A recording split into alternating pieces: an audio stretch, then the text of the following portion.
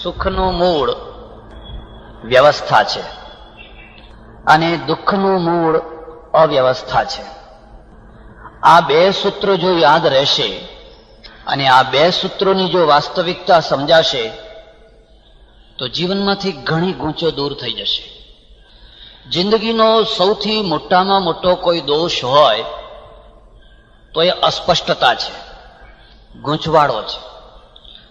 તમે જે ક્ષેત્રમાં હોવ એ ક્ષેત્રની જે ગૂંચો હશે તો તમે કોઈ કામ નહીં કરી શકો. પહેલા સ્પષ્ટ થઈ જાઓ. તમારા વ્યાપારમાં, તમારા કુટુંબમાં, ધર્મમાં, અધ્યાત્મમાં, સાધનામાં, જીવનનું કોઈ પણ ક્ષેત્ર હોય, જેટલા સ્પષ્ટ થશો એટલા જ વધારે તમે પ્રગતિ કરી શકશો.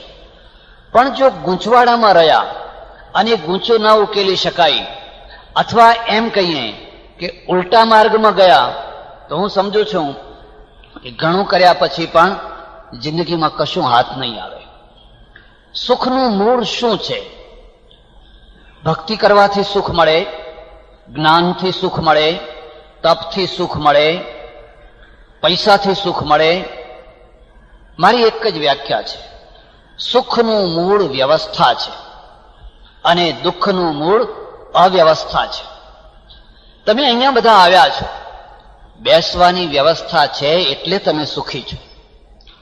જો આ બેસવાની વ્યવસ્થા ન હોત, માનો કે તમે રોજ આવો છો અને તમે રોજ એક ખુરશી ઉપર બેસો છો, તમારા પગમાં વાહ છે, કમરમાં વાહ છે અને તમે પલાઠી વાળીને બેસી નથી શકતા, એટલે તમારા માટે ખુરશીની વ્યવસ્થા જરૂરી છે. પણ આજે તમારા આવતા પહેલા જ કોઈ તમારી ખુરશી ઉપર ગોઠવાઈ ગયું. હવે તમારે પલાઠી વાળીને બેસવાનો દિવસ આવ્યો, તમે દુઃખી થઈ જવાના. કારણ કે આ અવ્યવસ્થા, તમારા વ્યક્તિગત જીવનની અવ્યવસ્થા તમને પ્રવચનમાં જોઈએ એવું મન નહીં પરવવા દે. રેલવેમાં બુકિંગ થાય છે, એક સીટ રિઝર્વ થાય છે, તમને ખાતરી છે અમદાવાદ સુધી એ ઘસઘસાટ ઊંઘતા જઈશું. પણ તમે જ્યારે ત્યાં પહોંચ્યા અને તમે જોયું કે તમારી સીટ ઉપર તો એક બીજો માણસ બેસી ગયેલો છે, ઉઠાડવા છતાંય ઉઠતો નથી અને ઉઠાડી શકવાની શક્તિ નથી. હવે તમે ઊભા ઊભા કે બીજી રીતે જે અમદાવાદની યાત્રા કરશો, એ અવ્યવસ્થાના પરિણામે દુઃખ દેનારી વ્યવસ્થા, દુઃખ દેનારું કારણ હશે. કારણ કે બુકિંગ એક વ્યવસ્થા છે, એ અપસેટ થઈ ગયું એટલે તમે દુઃખી થયા. હવે તમે આખી યાત્રા સુધી ભગવાનનું નામ લો કે રાધે રાધે કરો કે બીજું ગમે તે કરો, પણ જ્યાં નજર તમારી પેલા સુતેલા માણસ ઉપર ગઈ નહીં કે એની સાથે જ તમારા મનની અંદર એક બળતરા શરૂ થશે કે મારી સીટ આને લઈ લીધી છે. હું મારા આશ્રમમાં 2 દિવસે 3 દિવસે ફરીને જ્યારે દરવાજામાં પગ મૂકું છું અને સંચાલક આવીને મને કહે છે બહુ સુંદર વ્યવસ્થા, કોઈ પ્રોબ્લેમ નથી, કોઈ પ્રશ્ન નથી. અને પછી જમવામાં મન લાગે છે, જમવામાં રસ આવે છે, ઘસઘસાટ ઊંઘ આવે છે. કેમ? આ જે જમવામાં રસ આવ્યો, આ જે ઘસઘસાટ ઊંઘ આવી, એનું મૂળ ક્યાં છે? આશ્રમની વ્યવસ્થામાં છે. પણ પગ મુકતાની સાથે સમાચાર મળે કે અહીંયા આ પ્રોબ્લેમ થયો છે, અહીંયા આ સળગ્યું છે, અહીંયા ફલાણું થયું છે, અહીંયા ફલાણું થયું છે. હવે થાળી પીરસી છે, જમવામાં રસ નહીં આવે, જમવામાં મજા નહીં આવે. અવ્યવસ્થાનો વંટોળિયો અંદર ઉછાળા મારી રહ્યો છે અને એ મારા પ્રત્યક્ષ સુખને એ અનુભવવા નથી દેતો. રાત્રે ઊંઘ નહીં આવે, મચ્છરો નથી કડતા, માંકડ નથી કડતા. અવ્યવસ્થાના ચટકા ભરે છે. અવ્યવસ્થા એટલા મોટા ચટકા ભરે છે કે પડખાં ઉપર પડખાં ફેરવીએ છીએ પણ ઊંઘ નથી આવતી. એટલે આ મુદ્દાને તમે યાદ રાખજો. તમારા દાંપત્યની પણ એક વ્યવસ્થા છે, સમાજ જીવનની પણ એક વ્યવસ્થા છે. પતિ અને પત્ની આ બંને એક વ્યવસ્થિત રીતે ગોઠવાઈ ગયા છે, સરસ મજાના ગોઠવાઈ ગયા છે. બસ હવે લીલા લહેર છે. ઝૂંપડીમાં રહો તોય લીલા લહેર છે, ફ્લેટમાં રહો તોય લીલા લહેર છે, બંગલામાં રહો તોય લીલા લહેર છે. કારણ કે દાંપત્ય ગોઠવાઈ ગયું છે, વ્યવસ્થા ગોઠવાઈ ગઈ છે. પણ દાંપત્ય અપસેટ થઈ ગયું છે. એટલું મોટું અપસેટ થઈ ગયું છે, એટલું મોટું અપસેટ થઈ ગયું છે, એટલી મોટી અવ્યવસ્થા થઈ છે કે એ અવ્યવસ્થાના કારણે તમારા બંગલાના આરસપાન ઠંડક આપવાની જગ્યાએ હોળીની બળતરા આપે છે. અને ટેબલ ઉપર પીરસાયેલી વાનગીઓ જાણે હળાહળ ઝેરથી ભરેલી હોય એવી રીતે કોળીઓ ખાવાનું મન નથી થતું. કેમ? દુઃખનું મૂળ અવ્યવસ્થા છે. ધાર્મિક અવ્યવસ્થા, સામાજિક અવ્યવસ્થા, લાગણીઓની અવ્યવસ્થા, રાજકીય અવ્યવસ્થા, વ્યાપારની અવ્યવસ્થા. બસ એક જ સૂત્ર યાદ રાખો, સુખનું મૂળ વ્યવસ્થા છે, દુઃખનું મૂળ અવ્યવસ્થા છે. પછી તમે ભક્તિ કરો, જ્ઞાન માર્ગી બનો કે ભક્તિ માર્ગી બનો કે કર્મ માર્ગી બનો. હું તો એથી વધારે આગળ જઈને કહું, આસ્તિક બનો કે નાસ્તિક બનો, પણ જો તમને વ્યવસ્થા પ્રાપ્ત થઈ અને વ્યવસ્થાથી તમને સંતોષ થયો તો તમે સુખી છો. પણ જો વ્યવસ્થા પ્રાપ્ત ન થઈ તો તમે ગમે એવી ઊંચી વાતો કરતા હોવ પણ તમારા અંદર તો એક પ્રકારની આગ લાગેલી હશે અને આગ તમને ઝંપવા નહીં દે. વધારે ચર્ચા નહીં કરો. ધર્મનો અર્થ થાય છે વ્યવસ્થાની સ્થાપના. આ સૂત્રને યાદ રાખજો. જો વ્યવસ્થાથી સુખ નિષ્પન્ન થતું હોય તો ધર્મનો અર્થ થાય છે વ્યવસ્થાની સ્થાપના. જો ધર્મના દ્વારા અવ્યવસ્થા ઉત્પન્ન થતી હોય તો ધર્મ જ પ્રજાને દુઃખ દેનારું તત્વ બની જશે. તો એ ધર્મ નહીં હોય, ધર્માભાસ હશે. તો એ ધર્મ નહીં હોય પણ ધર્મના નામે આવેલો અધર્મ હશે. જ્યારે જ્યારે પણ પ્રજા દુઃખી થઈ, જ્યારે જ્યારે પણ પ્રજાને કોઈ સંતાપ વળગ્યો, એના મૂળ કારણમાં ધાર્મિક ગેરસમજો રહેલી છે, આધ્યાત્મિક ગેરસમજો રહેલી છે. મારો વિશ્વાસ છે અને મને પ્રાચીન શાસ્ત્રોનો આધાર છે. ધારણા ધર્મ મિત્યાહુ ધર્મો ધારયતે પ્રજા. ઉલટાવીને કહો, ધારણ કરે એનું નામ ધર્મ. જો પ્રજા ધારણ થયેલી હોય તો ધર્મનું અસ્તિત્વ છે. પણ જો પ્રજા ધારણ થયેલી ન હોય તો તમે ગમે એટલા અનુષ્ઠાનો કરતા હો ને ગમે એટલું બીજું કરતા હો, કંઈક કોઈ જગ્યાએ ભૂલ થઈ રહી છે. હું તો એટલે સુધી માનું છું કે જીવન સંપૂર્ણ વિજ્ઞાન છે. સંપૂર્ણ ધર્મનું પણ વિજ્ઞાન છે, અધ્યાત્મનું પણ વિજ્ઞાન છે, ભૌતિક તત્વનું પણ વિજ્ઞાન છે અને રાજકારણનું પણ વિજ્ઞાન છે. જે થિયરી પ્રયોગશાળામાં કામ કરે છે અને નિશ્ચિત પરિણામ આપે છે, એવી જ થિયરી ધર્મમાં પણ કામ કરે છે, એવી જ થિયરી અધ્યાત્મમાં પણ કામ કરે છે અને એવી જ થિયરી રાજકારણમાં પણ કામ કરે છે. જો તમારા હાથમાં સાચી થિયરી આવી તો તમે ધર્મકારણમાં સફળ થશો, રાજકારણમાં સફળ થશો. હું એમ માનું છું, ચાણક્ય છે એ બહુ મોટો રાજનેતા છે. તમે એની સિરિયલ જોઈ હશે. 2000 વર્ષ પછી પણ આ માણસ મર્યો નથી. એને મારી નહીં શકાય. અને કેટલાક માણસોને જીવાડવા પડે છે, પ્રયત્ન કરી કરીને જીવાડવા પડે છે, કારણ કે એમની પોતાની અંદર જીવવાની ક્ષમતા નથી હોતી. કેટલાક માણસોને મારી નાખવાનો પ્રયત્ન કરવામાં આવે તો એ મરતા નથી. એનું કારણ જાણો છો? એનું કારણ છે એને ધરાતલ ઉપર ચાલીને ગોઠવેલી વ્યવસ્થા. સરદાર પટેલને તમે મારી નહીં શકો. દિલ્હીમાં એમની સમાધિ હોય કે ન હોય, કોઈ દર વર્ષે એમની સમાધિ ઉપર ફૂલ ચડાવવા જતું હોય કે ન જતું હોય, અને કોઈની સમાધિ ઉપર ભલે ઢગલા બંધ ફૂલો ચડતા હોય, પણ સરદાર પટેલને તમે મારી નહીં શકો. કેમ નહીં મારી શકો? એક બહુ મોટો વ્યવસ્થાપક માણસ હતો. એણે જે વાત પકડી એની વ્યવસ્થા કરીને છોડી, અને બહુ ઝડપથી અને બહુ સચોટ રીતે. એટલે આ મુદ્દાને યાદ રાખજો. વ્યવસ્થા છે ધરતી ઉપર ચાલવાથી આવે છે, આકાશમાં ઉડવાથી નથી આવતી. ધર્મ જો તરંગી બની જાય, અધ્યાત્મ જો તરંગી બની જાય, રાજકારણ જો તરંગી બની જાય તો તમે કોઈ દિવસ વ્યવસ્થા નહીં ગોઠવી શકો. ચાણક્યના પગ જમીન ઉપર હતા અને વલ્લભભાઈ પટેલના પગ પણ જમીન ઉપર હતા.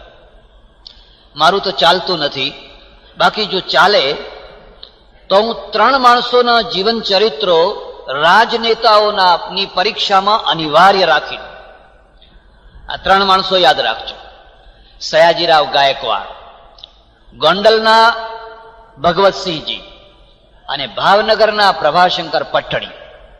જેને રાજકારણ શીખવું હોય, આ 3 માણસોના જીવન ચરિત્રો, ત્રણેય ધરતી ઉપર ચાલનાર.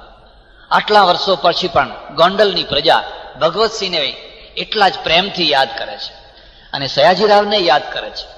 એક ગરીબ બ્રાહ્મણનો દીકરો બહુ મામૂલી સ્થિતિમાંથી ભણીને આગળ આવેલો અને ભાવનગરનો એડમિનિસ્ટ્રેટર બન્યો, દિવાન બન્યો. એ દિવાન એટલા કામો કર્યા. જ્યારે ભાવનગર સ્ટેટનો વહીવટ એમના હાથમાં આવ્યો, માત્ર તિજોરીમાં 18 રૂપિયા હતા અને એટલા પ્રશ્નો સળગતા હતા, નોકરિયાતોના, ભાયાતોના, કુટુંબીઓના, ખટપટો.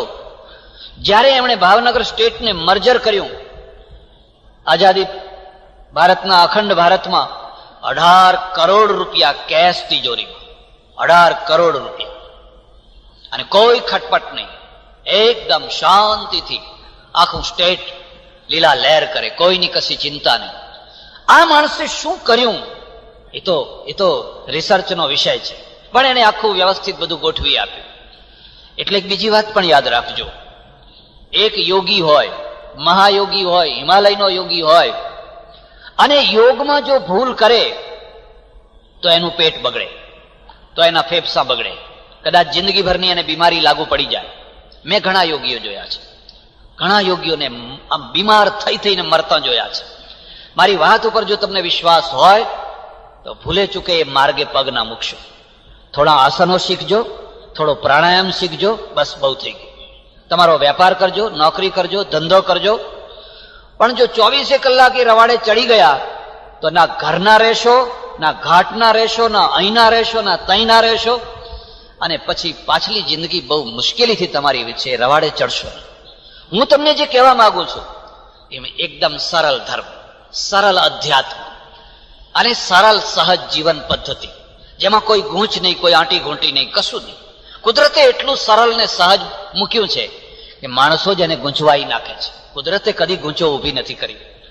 કોઈ ભેંસને, કોઈ બળદને, કોઈ કાગડાને, કોઈ કૂતરાને કદી ગૂંચ ઊભી થતી નથી.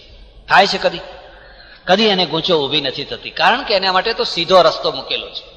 માણસો પહેલા પેટને ચોળે છે, અને એક નહીં, બે નહીં, 25-50 માણસો ભેગા થઈને વારાફરતી પેટને ચોરે છે, અને પછી પેટમાં પીડા ઊભી થાય છે. અરે આ તો પેટ ચોળીને ઊભી કરેલી પીડા છે, વગર જોતી ઊભી કરેલી પીડા છે.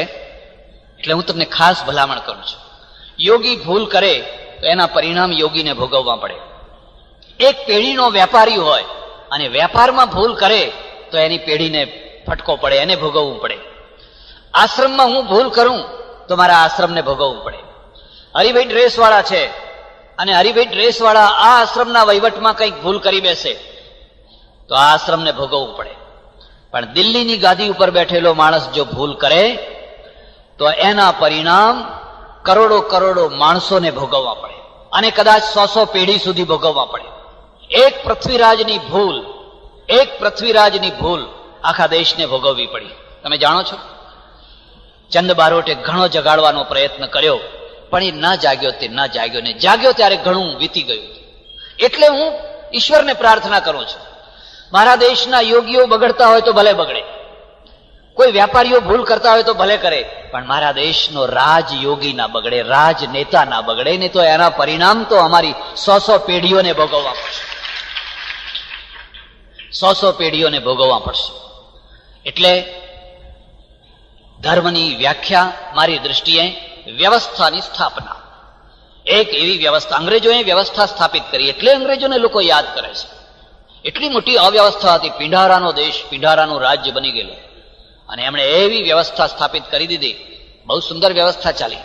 એ ગયા, જવાની પણ એમને વ્યવસ્થા આવડી, આવવાની વ્યવસ્થા આવડી, આખું બધું વ્યવસ્થિત. ત્યારે ધર્મ છે એ વ્યવસ્થિત ક્યારે થતો હોય છે અને અવ્યવસ્થિત ક્યારે થતો હોય છે, એને આપણે જરા સમજવાનો પ્રયત્ન કરવાનો છે. પહેલી વાત તો એ સમજો કે આજનો જે વિષય છે એ પ્રતિગામી વિષય છે. ધર્મના કેટલા મિત્રો છે એ બતાવવું તો બહુ સરળ કામ છે, એને એ તો બધા બતાવે જ છે.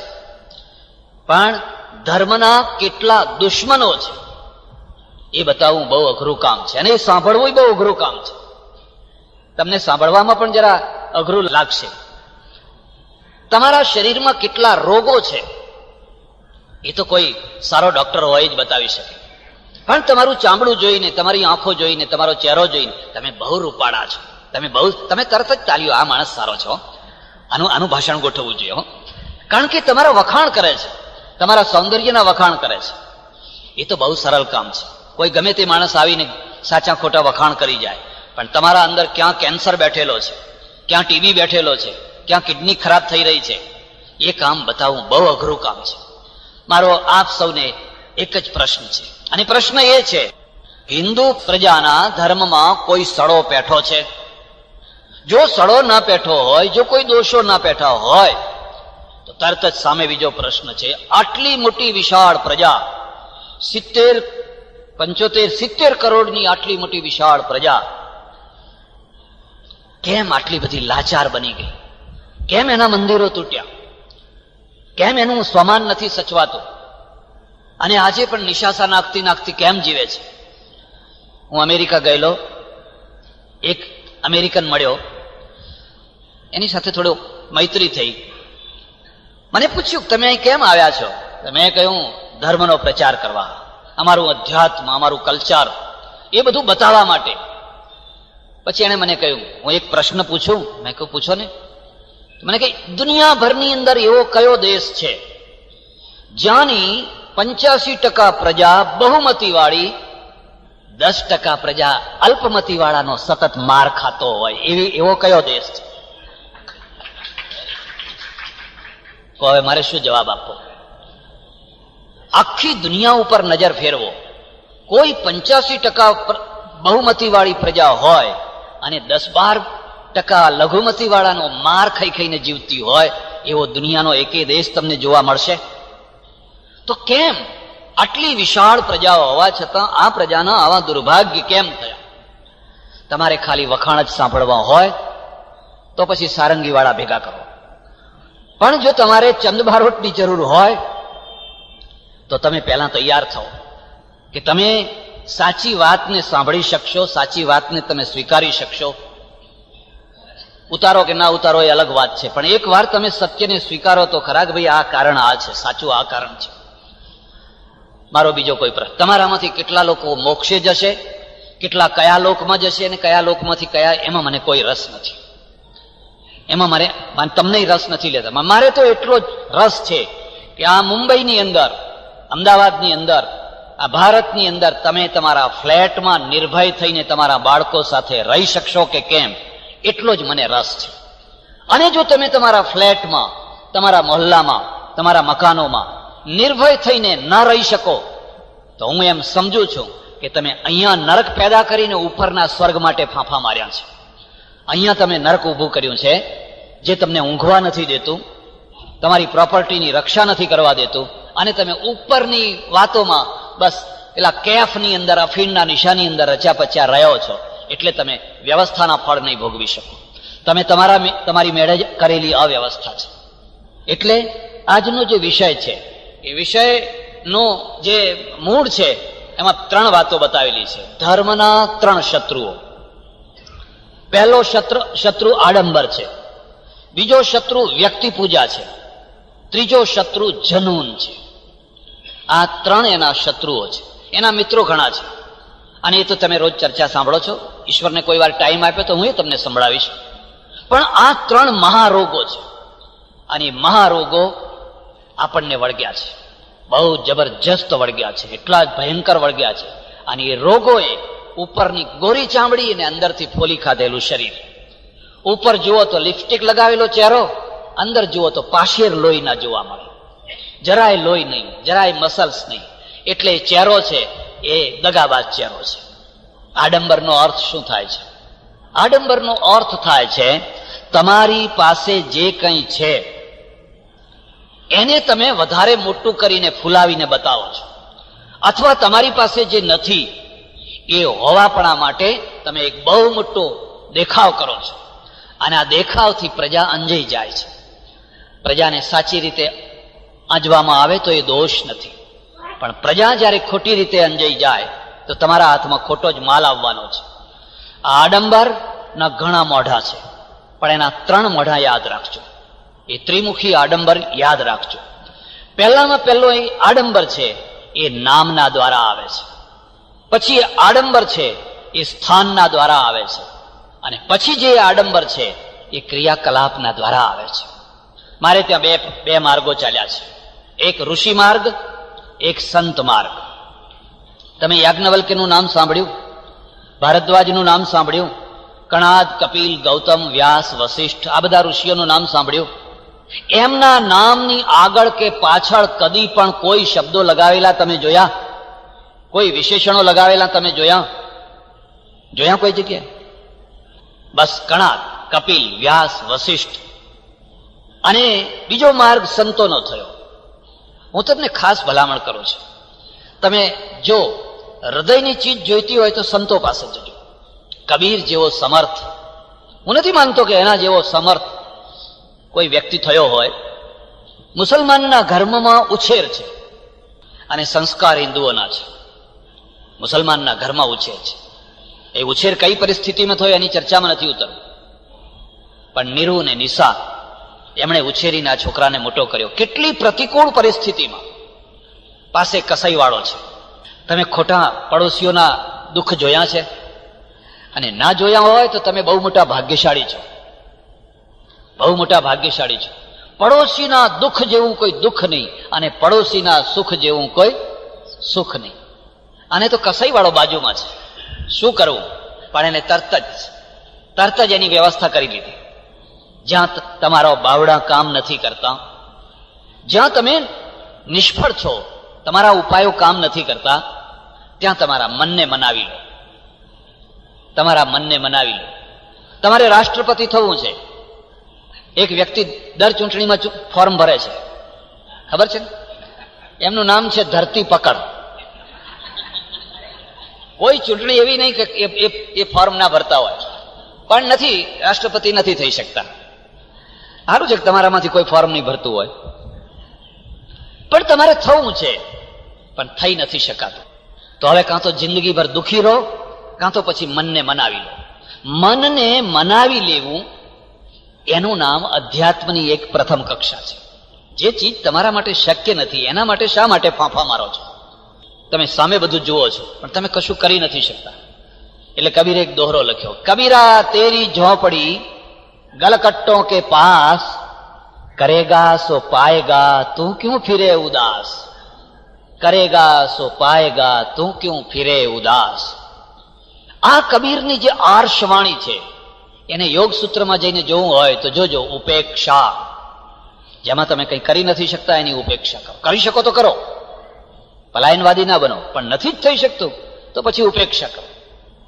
ને કબીરના ભજનો, એના દોહા, એની ચોપાઈઓ, એની રમૈની વાંચજો. કબીરે પોતાના નામ આગળ કદી 108 લખ્યું છે? કોઈ જગ્યાએ હોય તો મને બતાવજો. 1008 લખ્યું છે? શું લખ્યું છે? કબીર મહારાજ એવું લખ્યું છે? કબીરા લખ્યું છે. કબીર સાહેબે નથી લખ્યું, કબીરા, દાસ કબીરા. કેમ? એક બીજી વાત યાદ રાખજો, આડંબરનું મૂળ ક્યાં છે? અંદરનું ખોખલાપણ. અંદરનું ખોખલાપણ. તમે અંદરથી નક્કર છો ને, તમારે કશો આડંબર કરવાની જરૂર નથી. પણ જ્યાં તમે અંદરથી ખોખલા છો એટલે તમારે ઉપરનો દેખાવ કરવો પડશે ને કરવો જ પડશે. એણે તો પોતાની જાત માટે કબીરા લખ્યું. દાસ કબીરા ભર ભર પિયા. એક નાથે એકા લખ્યું, નામદેવે નામા લખ્યું, તુકારામે તુકા મણે તુકા લખ્યું. તમારે ત્યાં નરસિંહ મહેતા થયા અને નરસિંહ મહેતાએ તો ગજબ કરી નાખ્યું. દાસ નરસૈયો, નરસિંહ નહીં હો, નરસૈયો. ભણે નરસૈયો. પોતાની જાતને તુચ્છકારથી બોલાવવી, કેટલું મોટું એનું આંતરિક બળ હોય ત્યારે એ બોલાવી શકે. એક જગ્યાએ તો રંક નરસૈયો લખી દીધું, રંક નરસૈયો. ઓહો. અને એક જગ્યાએ તો એથી આગળ લખી દીધું, કંઈક જાણે પેલો ભોગી નરસૈયો. પોતાની જાત માટે ભોગી, હો, કંઈક જાણે પેલો ભોગી નરસૈયો. કેટલું એનું આત્મબળ હશે, કેટલી એની ઊંચી સ્થિતિ હશે. જે ખરેખર યોગી છે એ પોતાને ભોગી કહે છે, અને ખરેખર ભોગી છે એ યોગી રાજ કહે છે. આ આડંબર છે, છેતરાઓ નહીં. આડંબર છે, છેતરાઈ જશે. આ સાચો માણસ છે. એ કહે છે કંઈક જાણે પેલો ભોગી નરસૈયો. કબીર જયારે કાશીમાં રહે, ચારે તરફ એમનું નામ થયેલું. અને એક દુનિયાનો નિયમ છે, આપણે ત્યાં ધર્મ અને અધ્યાત્મમાં બે માર્ગો ચાલ્યા છે. સામાન્ય પ્રજાને પકડીને ચાલનારો વર્ગ અને ઊંચી પ્રજાને પકડીને ચાલનારો વર્ગ, આવા બે વર્ગ ચાલ્યા છે. ઊંચી પ્રજાને પકડીને ચાલનારો વર્ગ છે ને એને જ્ઞાતિ, વર્ણ, ફલાણું ફલાણું ફલાણું એ બધાના નિયમો સાથે, અને જે સામાન્ય પ્રજાને લઈને પકડીને ચાલનારો વર્ગ થયો છે એને દરવાજા બધાના માટે ઉઘાડા મૂકી. આવો હરકો ભજે સો હરકો હોય, જાત પાત પૂછે નહીં કોઈ. આ દરવાજા બધાના માટે ઉઘાડ્યા છે. જરાક વિચાર કરો, તમારા ધર્મના દરવાજા બધાના માટે ઉઘાડા હોય તો ધર્મ મહાન બને? એ દરવાજા સ્પેશિયલ માણસો માટે ઉઘાડા રહે ને બીજા બધા માટે બંધ થઈ જાય તો ધર્મ મહાન બને? તમે શું કરીને બેઠા બતાવો? કેમ દુર્બળ થયા? મેં મંદિરો જોયા છે અને મેં મંદિરોના ક્લાસ જોયા છે. ક્લાસ જોયા છે. મને ઘણી વાર લોકો લઈ જાય, આવો આવો આવો અંદર લઈ જાય. ના, ખોટી વાત છે. છેલ્લામાં છેલ્લો ઉભો રહીશ. જે નાનામાં નાનો હિન્દુ છે એને જેટલો અધિકાર મળ્યો એટલો જ મારે જોઈએ, એથી વધારે નહીં. ભલા થજો. બીજી કોઈ જગ્યાએ જતો સ્પેશિયલ માણસ થઈને જવું હોય તો જજો. ભગવાનની પાસે કદી સ્પેશિયલ માણસ થઈને ના જશો, નહીં તો ચીંથરું થઈને પાછા આવશો. ચીંથરું થઈને પાછા આવશો. ત્યાં તો સ્પેશિયાલિટી છોડવા માટે જવાનું છે. પણ મંદિર છે ને, એ મંદિરમાં એક માણસ ઠેઠ ભગવાનના પગ આગળ જાય છે, ચરણો આગળ જાય છે. એક વળી પેલી જાળીને બેયના વચ્ચે ઉભો રહે છે, એક જાળીની આ બાજુ ઉભો રહે છે. ક્લાસ છે. અને એક તો બિલકુલ દૂર, એને તો પેસવાનો અધિકાર નથી. હવે તમે બતાવો કે જેના ધર્મસ્થાનમાં એક લાઈનમાં બેસીને બધા પ્રાર્થના કરે છે એ બળવાન થશે કે તમે બળવાન થશો? અને પેલો ભગવાન જુએ છે કે આ લોકોએ મારે ત્યાં ક્લાસ પાડ્યા, હું ક્લાસ મિટાવનારો છું, અને આ ક્લાસ એટલા માટે પાડ્યા કે મંદિરને દુકાન બનાવ્યું એટલા માટે ક્લાસ પાડ્યા. હું કહું છું ભલા થજો, મંદિરને દુકાન ના બનાવશો. મંદિરને મંદિર રહેવા દેજો. મંદિરો જયારે દુકાન બની જતા હોય છે ને, એટલે મંદિરોનું તેજ ચાલી જતું હોય છે. કારણ મંદિરો દુકાન ક્યારે બનતા હોય છે? જેવી ભેટ એવો પ્રસાદ. તમારી ભેટ જોઈને પ્રસાદ આપવાનો. જેવી ભેટ એવી ભોજનની પંક્તિ. પાછી જમવાને આ વિભાગે જુદા હોય. કોઈ વીઆઈપીમાં જમે, કોઈ સેમી વીઆઈપીમાં જમે, કોઈ સામાન્યમાં જમે ને કોઈ લોઅરમાં જમે. કારણ કે ભગવાનનું મંદિર છે. અરે મંદિર નથી, આ દુકાન છે. સમજો, આ દુકાન છે. અને દુકાનમાંથી તેજ પેદા ના થઈ શકે. જલારામે વીરપુરમાં શરૂ કરેલું રસોડું. આવો, બેસો, જમો, આવો. મારે આશ્રમમાં ઘણી વાર લોકો આવે, આવીએ તમારે ત્યાં? મેં કહું આવો. એક વાત યાદ રાખજો, આ હોટલ નથી. વીઆઈપી થઈને ના આવજો, નહીં તો દુઃખી થઈને પાછા જશો. મારાથી બનશે, હું તમારી સેવા કરીશ, પણ તમે એવી અપેક્ષા રાખો કે અમે કોઈ સ્પેશિયલ માણસ થઈને આવ્યા છીએ, હું તમારા પાછળ પાછળ ફર્યા કરું, તમે ભૂલ કરી રહ્યા છો. એટલે તુકારામ પોતાને તુકા લખે, પેલો નરસૈયો લખે, ભોગી નરસૈયો લખે, અને એમણે પ્રજાને બચાવી લીધી. પ્રજાને એમણે બચાવી લીધી. જો આ સંતો ના હોત તો આ ક્લાસ વાળી દશા તો આપણને ક્યાં મૂકી દીધી હોત. કબીરનું નામ થોડેક દૂર ગંગા કિનારે દરબારો રહે, ઠાકુરો રહે, અને ઠાકુરો સુધી આ નામ પહોંચ્યું. ઠાકુરોને ઈચ્છા થઈ ગુરુ કરાવવા છે, ગુરુ કરાવવા છે. ભલા થજો, ગુરુ કરાવવા કદી નીકળશો નહીં, કદી ના નીકળ. ચારે તરફ ગુરુ જ ગુરુ છે. તમે શિષ્ય થજો, બસ એટલું જ ઘણું થઈ ગયું. જો તમે શિષ્ય થયા તો એક એક કણ તમારો ગુરુ છે. દત્તાત્રેય નહીં, વાતોમાંથી આ શીખવાનું છે. અને તમે જો શિષ્ય ન થઈ શક્યા તો ઉપરથી બ્રહ્મા આવશે ને તો તમે જ્યાં હતા ત્યાં ને ત્યાં જ રહી જશે. પણ એક પ્રથા, આ તો એક રિવાજ પડી ગયો, ગુરુ કરાવો, ગુરુ કરાવો, ગુરુ કરાવવા પડે. નુગરાનું કઈ ના ચાલે, નુગરાનું એ થાય, ફલાણું થાય. આપ 4-5 દરબારો, ઠાકુરો જરા પ્રતિષ્ઠિત આબરૂદાર નાવડામાં બેસી અને કે ચાલો આપણે કબીરના ત્યાં જઈએ. કબીર બહુ સમર્થ માણસ લાગે છે, બહુ જ્ઞાની પુરુષ છે, એમને ગુરુ કરાવીએ. બરાબર સવારના સૂર્યોદયથી થોડા વહેલા થોડુંક ઝાંખું અજવાળું થયેલું, અને નાવડું આવીને દશાશ્વમેધ ઘાટ ઉપર ઊભું રહ્યું. દરબારો ઉતર્યા, ઠાકોરો, અને પછી સીડીઓ ચડવા માંડ્યા. એ જ સમયે બગલમાં પોતળી રાખીને એક માણસ છે, માથું મોડાવેલું, અને જેવો તેવો દેખાવમાં કંઈ ખાસ દેખાવ નહીં, અને સીડીઓ ઉતરી રહ્યો હતો. ઠાકોરો એટલે ઠાકોરો. એમણે કહ્યું, લ્યા અપશુકન થયા, એમ કે ગામમાં પેસતાની સાથે જ આ મૂડીઓ મળ્યો અને અપશુકન થયા. એટલે એકે એક દરબારે એના માથા ઉપર ટકોરો માર્યો આંગળીનો. કારણ શું છે? ગુરુ કરાવવા નીકળ્યા છે, શિષ્ય થવા નથી નીકળ્યા. જો શિષ્ય થવા નીકળ્યા હોત ને તો ટકોરો ના માર્યો હોત. એ તો ગુરુ કરાવવા નીકળ્યા છે. પેલા એ હાથ જોડ્યા. આમ પૂછતા પૂછતા કબીરના ઘરે ગયા. કબીરને મંદિર નહોતું, કબીરને આશ્રમે નહોતો, કબીરને ઘર હતું. અને ઘરમાં કપડાં વણવાનો ધંધો હતો. પત્ની હતી, પુત્ર હતો અને ધંધો હતો. અને શાળ વીણતા વીણતા એમાંથી પરાવાણી પ્રગટ થઈ. તમે જો સૌરાષ્ટ્રના વતની હોવ અને તમારું બાલ્ય કાળ જો સૌરાષ્ટ્રમાં વીત્યું હોય તો તમને ખ્યાલ હશે.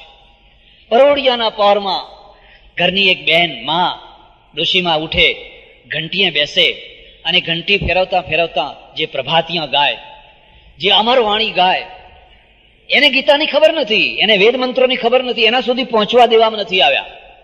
પણ પેલી સંતોની વાણી એના સુધી પહોંચી છે.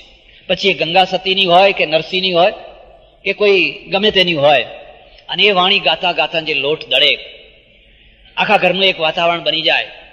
એક તરફ કોઈ ડોસો જાગ્યો હોય, બેઠા બેઠા પ્રભાતિયા ગાતો હોય. સમાજ આવી રીતે ઘડાતો હોય છે, સમાજ આવી રીતે બનતો હોય છે. એ શાળમાંથી શાળ વીણતા વીણતા પોતાની રોજી માટે.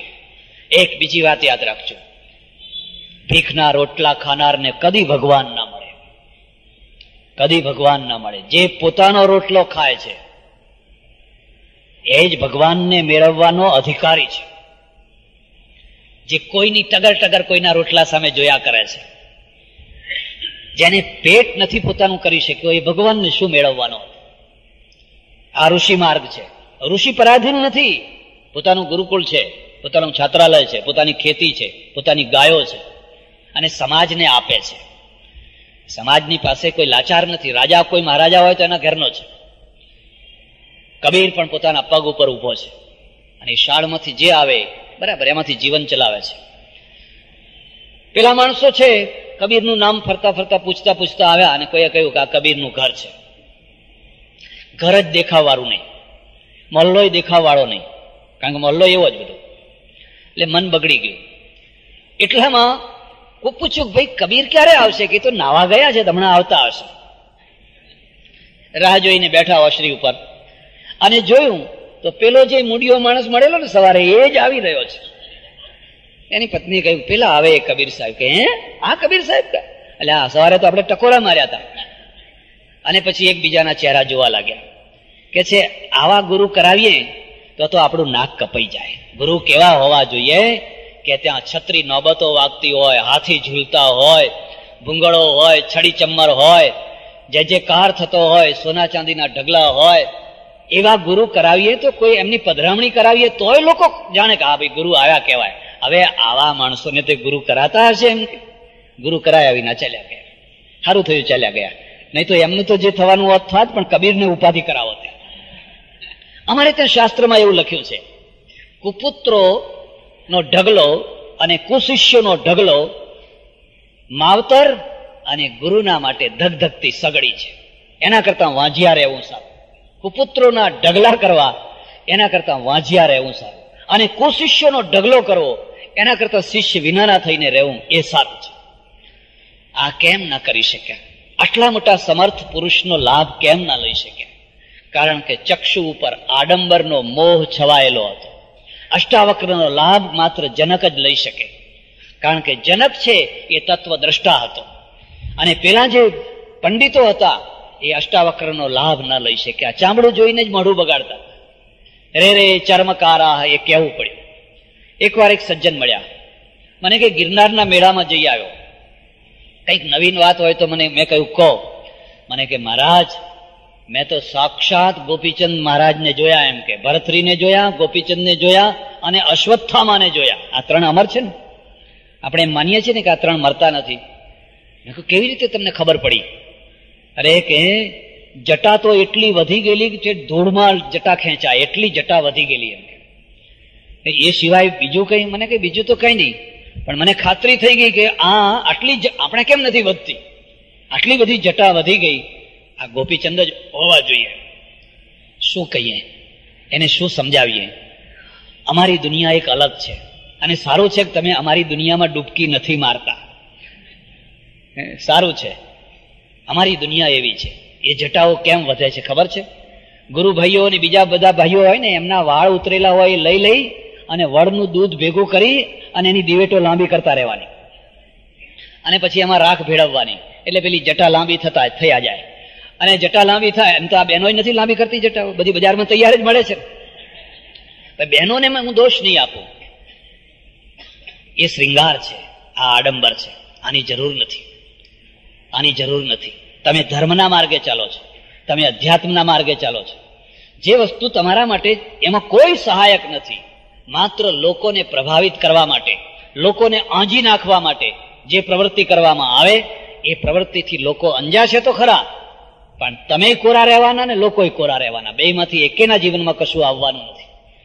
મારે ત્યાં આવા આડંબરો એટલા મોટા પ્રમાણમાં ફેલાયા, અને આડંબરના કારણે ધર્મ ખોખલો થઈ ગયો. એટલો બધો ખોખલો થઈ ગયો કે એમાં ધારણ કરવાની શક્તિ ખતમ થઈ ગઈ. જો ધારણ કરવાની શક્તિ હોત, અને ધારણ કેવી રીતે થઈ શકે એ પણ હું તમને કહું. પ્રજાને ધારણ કરવા માટે જેટલી માળાની જરૂર છે એટલી જ તલવારની જરૂર છે, એટલી જ તલવારની જરૂર છે, એટલી જ કલમની જરૂર છે, એટલી જ યંત્રોની જરૂર છે, એટલી જ ફેક્ટરીઓની જરૂર છે. જુવાન છોકરાઓને રોજી નહીં આપો તો એ ધારણ કેવી રીતે થશે? શું ધર્મ અને રોજી અલગ વસ્તુ છે? શું ધર્મ અને રક્ષણ અલગ વસ્તુ છે? અને જો તમે એને અલગ વસ્તુ સમજતા હોવ તો હું સમજુ છું કે તમે ધર્મને સમજી શક્યા નથી. કોઈ વાર આગ્રા જજો, આગ્રામાં દયાલબાગ છે, દયાલબાગ છે. ત્યાં રહેનારા માણસને પહેલા રોજી આપવામાં આવે છે. જે પણ કોઈ પણ ઉદ્યોગ ધંધો કરો. ક્રિશ્ચનો એટલા માટે આખી દુનિયામાં ફેલાયા, માણસો ઉપાડી લાવે. તમારે મુંબઈની એક બેન સાધ્વી નન્સ મને કાગળ લખ્યો, અહીંથી કાગળ લખ્યો, મારે તમારા આશ્રમમાં મળવા આવવું છે અને તમારા પુસ્તકો વાંચ્યા છે, થોડી ચર્ચા કરવી છે. મેં કહ્યું આવો, ખુશીથી આવી. 8-10 દિવસ સુધી ખૂબ ચર્ચા કરી. મને એના પ્રત્યે માન થયું, અત્યંત માન થયું. બધી લાંબી ચર્ચા નહીં કરું, પણ મેં એને પૂછ્યું કે તમે કામ શું કરો છો? સાધ્વી થઈને કામ શું કરો છો? એને મને કહ્યું કે રાતના 9-10 વાગે એટલે અમે અમારી ગાડી લઈને નીકળીએ છીએ. જ્યારે પ્રજા ધીરે ધીરે પોતાના ઘરમાં ચાલી ગઈ હોય ત્યારે ચોપાટી ઉપર, રેલવે સ્ટેશનો ઉપર, એવી બધી જાહેર જગ્યાઓ ઉપર અમે ફરીએ છીએ. ત્યારે 8 વર્ષનું, 10 વર્ષનું, 12 વર્ષનું, 15 વર્ષનું જે છોકરું છે એ કંઈક લપીને પડ્યું હોય, એને ઓઢવાનું ના હોય, એને પાથરવાનું ના હોય, અને એ ચૂપચાપ કોઈ બાંકડા ઉપર, કોઈ એવી જગ્યાએ લપીને સૂતું હોય. ધીરે ધીરે અમે એની પાસે જઈએ, એ ઊંઘ્યું હોય તો એને જગાડીએ, એને ખાવાનું આપીએ, એની સાથે મૈત્રી કરીએ, પ્રેમ કરીએ. પછી એને કહીએ તારે અમારી સાથે આવવું છે, તો પહેલા દિવસે કદાચ ના પાડે, બીજા દિવસે જઈએ, ત્રીજા દિવસે જઈએ, એને અમારા આશ્રમમાં લઈ આવીએ. પછી એને નવડાવીએ, ધોવડાવીએ, સારા કપડાં પહેરાવીએ, એને ભણવાનું શીખવાડીએ, એને ભણતો કરીએ. પછી એક એને પરીક્ષાઓ અપાવીએ, પછી એને પરણાવીએ, નોકરીએ વરગાડીએ, એને પરણાવીએ. અમારું કામ પૂરું. આ ધારણ થયું, આ ધર્મના દ્વારા ધારણા થઈ. તમે ધારણાનો અર્થ સમજ્યા નથી. પેલા જે રખડતા છોકરા હતા એ સમાજ માટે ટેન્શન બનવાના હતા.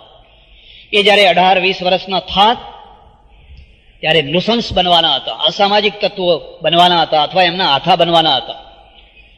ધર્મે એને પાંખમાં લઈ લીધા, પોતાની છત્રીમાં લઈ લીધા અને એને માનવ બનાવ્યા. મેં કહ્યું અરે તમે તો બહુ મોટું કામ કરો છો, બહુ સારું કામ કરો છો, આવું કામ કેમ કરો છો? શી જરૂર છે? હિમાલયમાં જઈને માળા ફેરવો ને. મને કહે છે આ જ અમારી માળા છે. એ છોકરાઓને વહાલ આપવું, પ્રેમ આપવું, નવડાવવા, ધોવડાવવા, ભણાવવા, નોકરી ધંધે વળગાડવા અને એના લગ્ન ગોઠવી દેવા, આ જ અમારી માળા છે. જરા વિચાર કરજો. આપણે આવું કરી શકીએ છીએ? નથી કરી શકતા. તો આપણે શું કરીએ છીએ? આપણે 56 ભોગ ભરી શકીએ છીએ. લચપચતા લાડુ બનાવો ને, જાત જાતની મીઠાઈઓ બનાવો ને, ભલા થાઓ. ભગવાનના નામે જેટલો ખર્ચો કર્યો અત્યાર સુધી, એના 100મા ભાગનો પણ જો તમે માણસોના માટે ખર્ચો કર્યો હોત તો તમારી આ દશા ના થઈ. એના 100મા ભાગનો ખર્ચો જો માણસો માટે કર્યો હોય. કારણ કે ભગવાન માટે તો ખર્ચાની જરૂર જ નથી.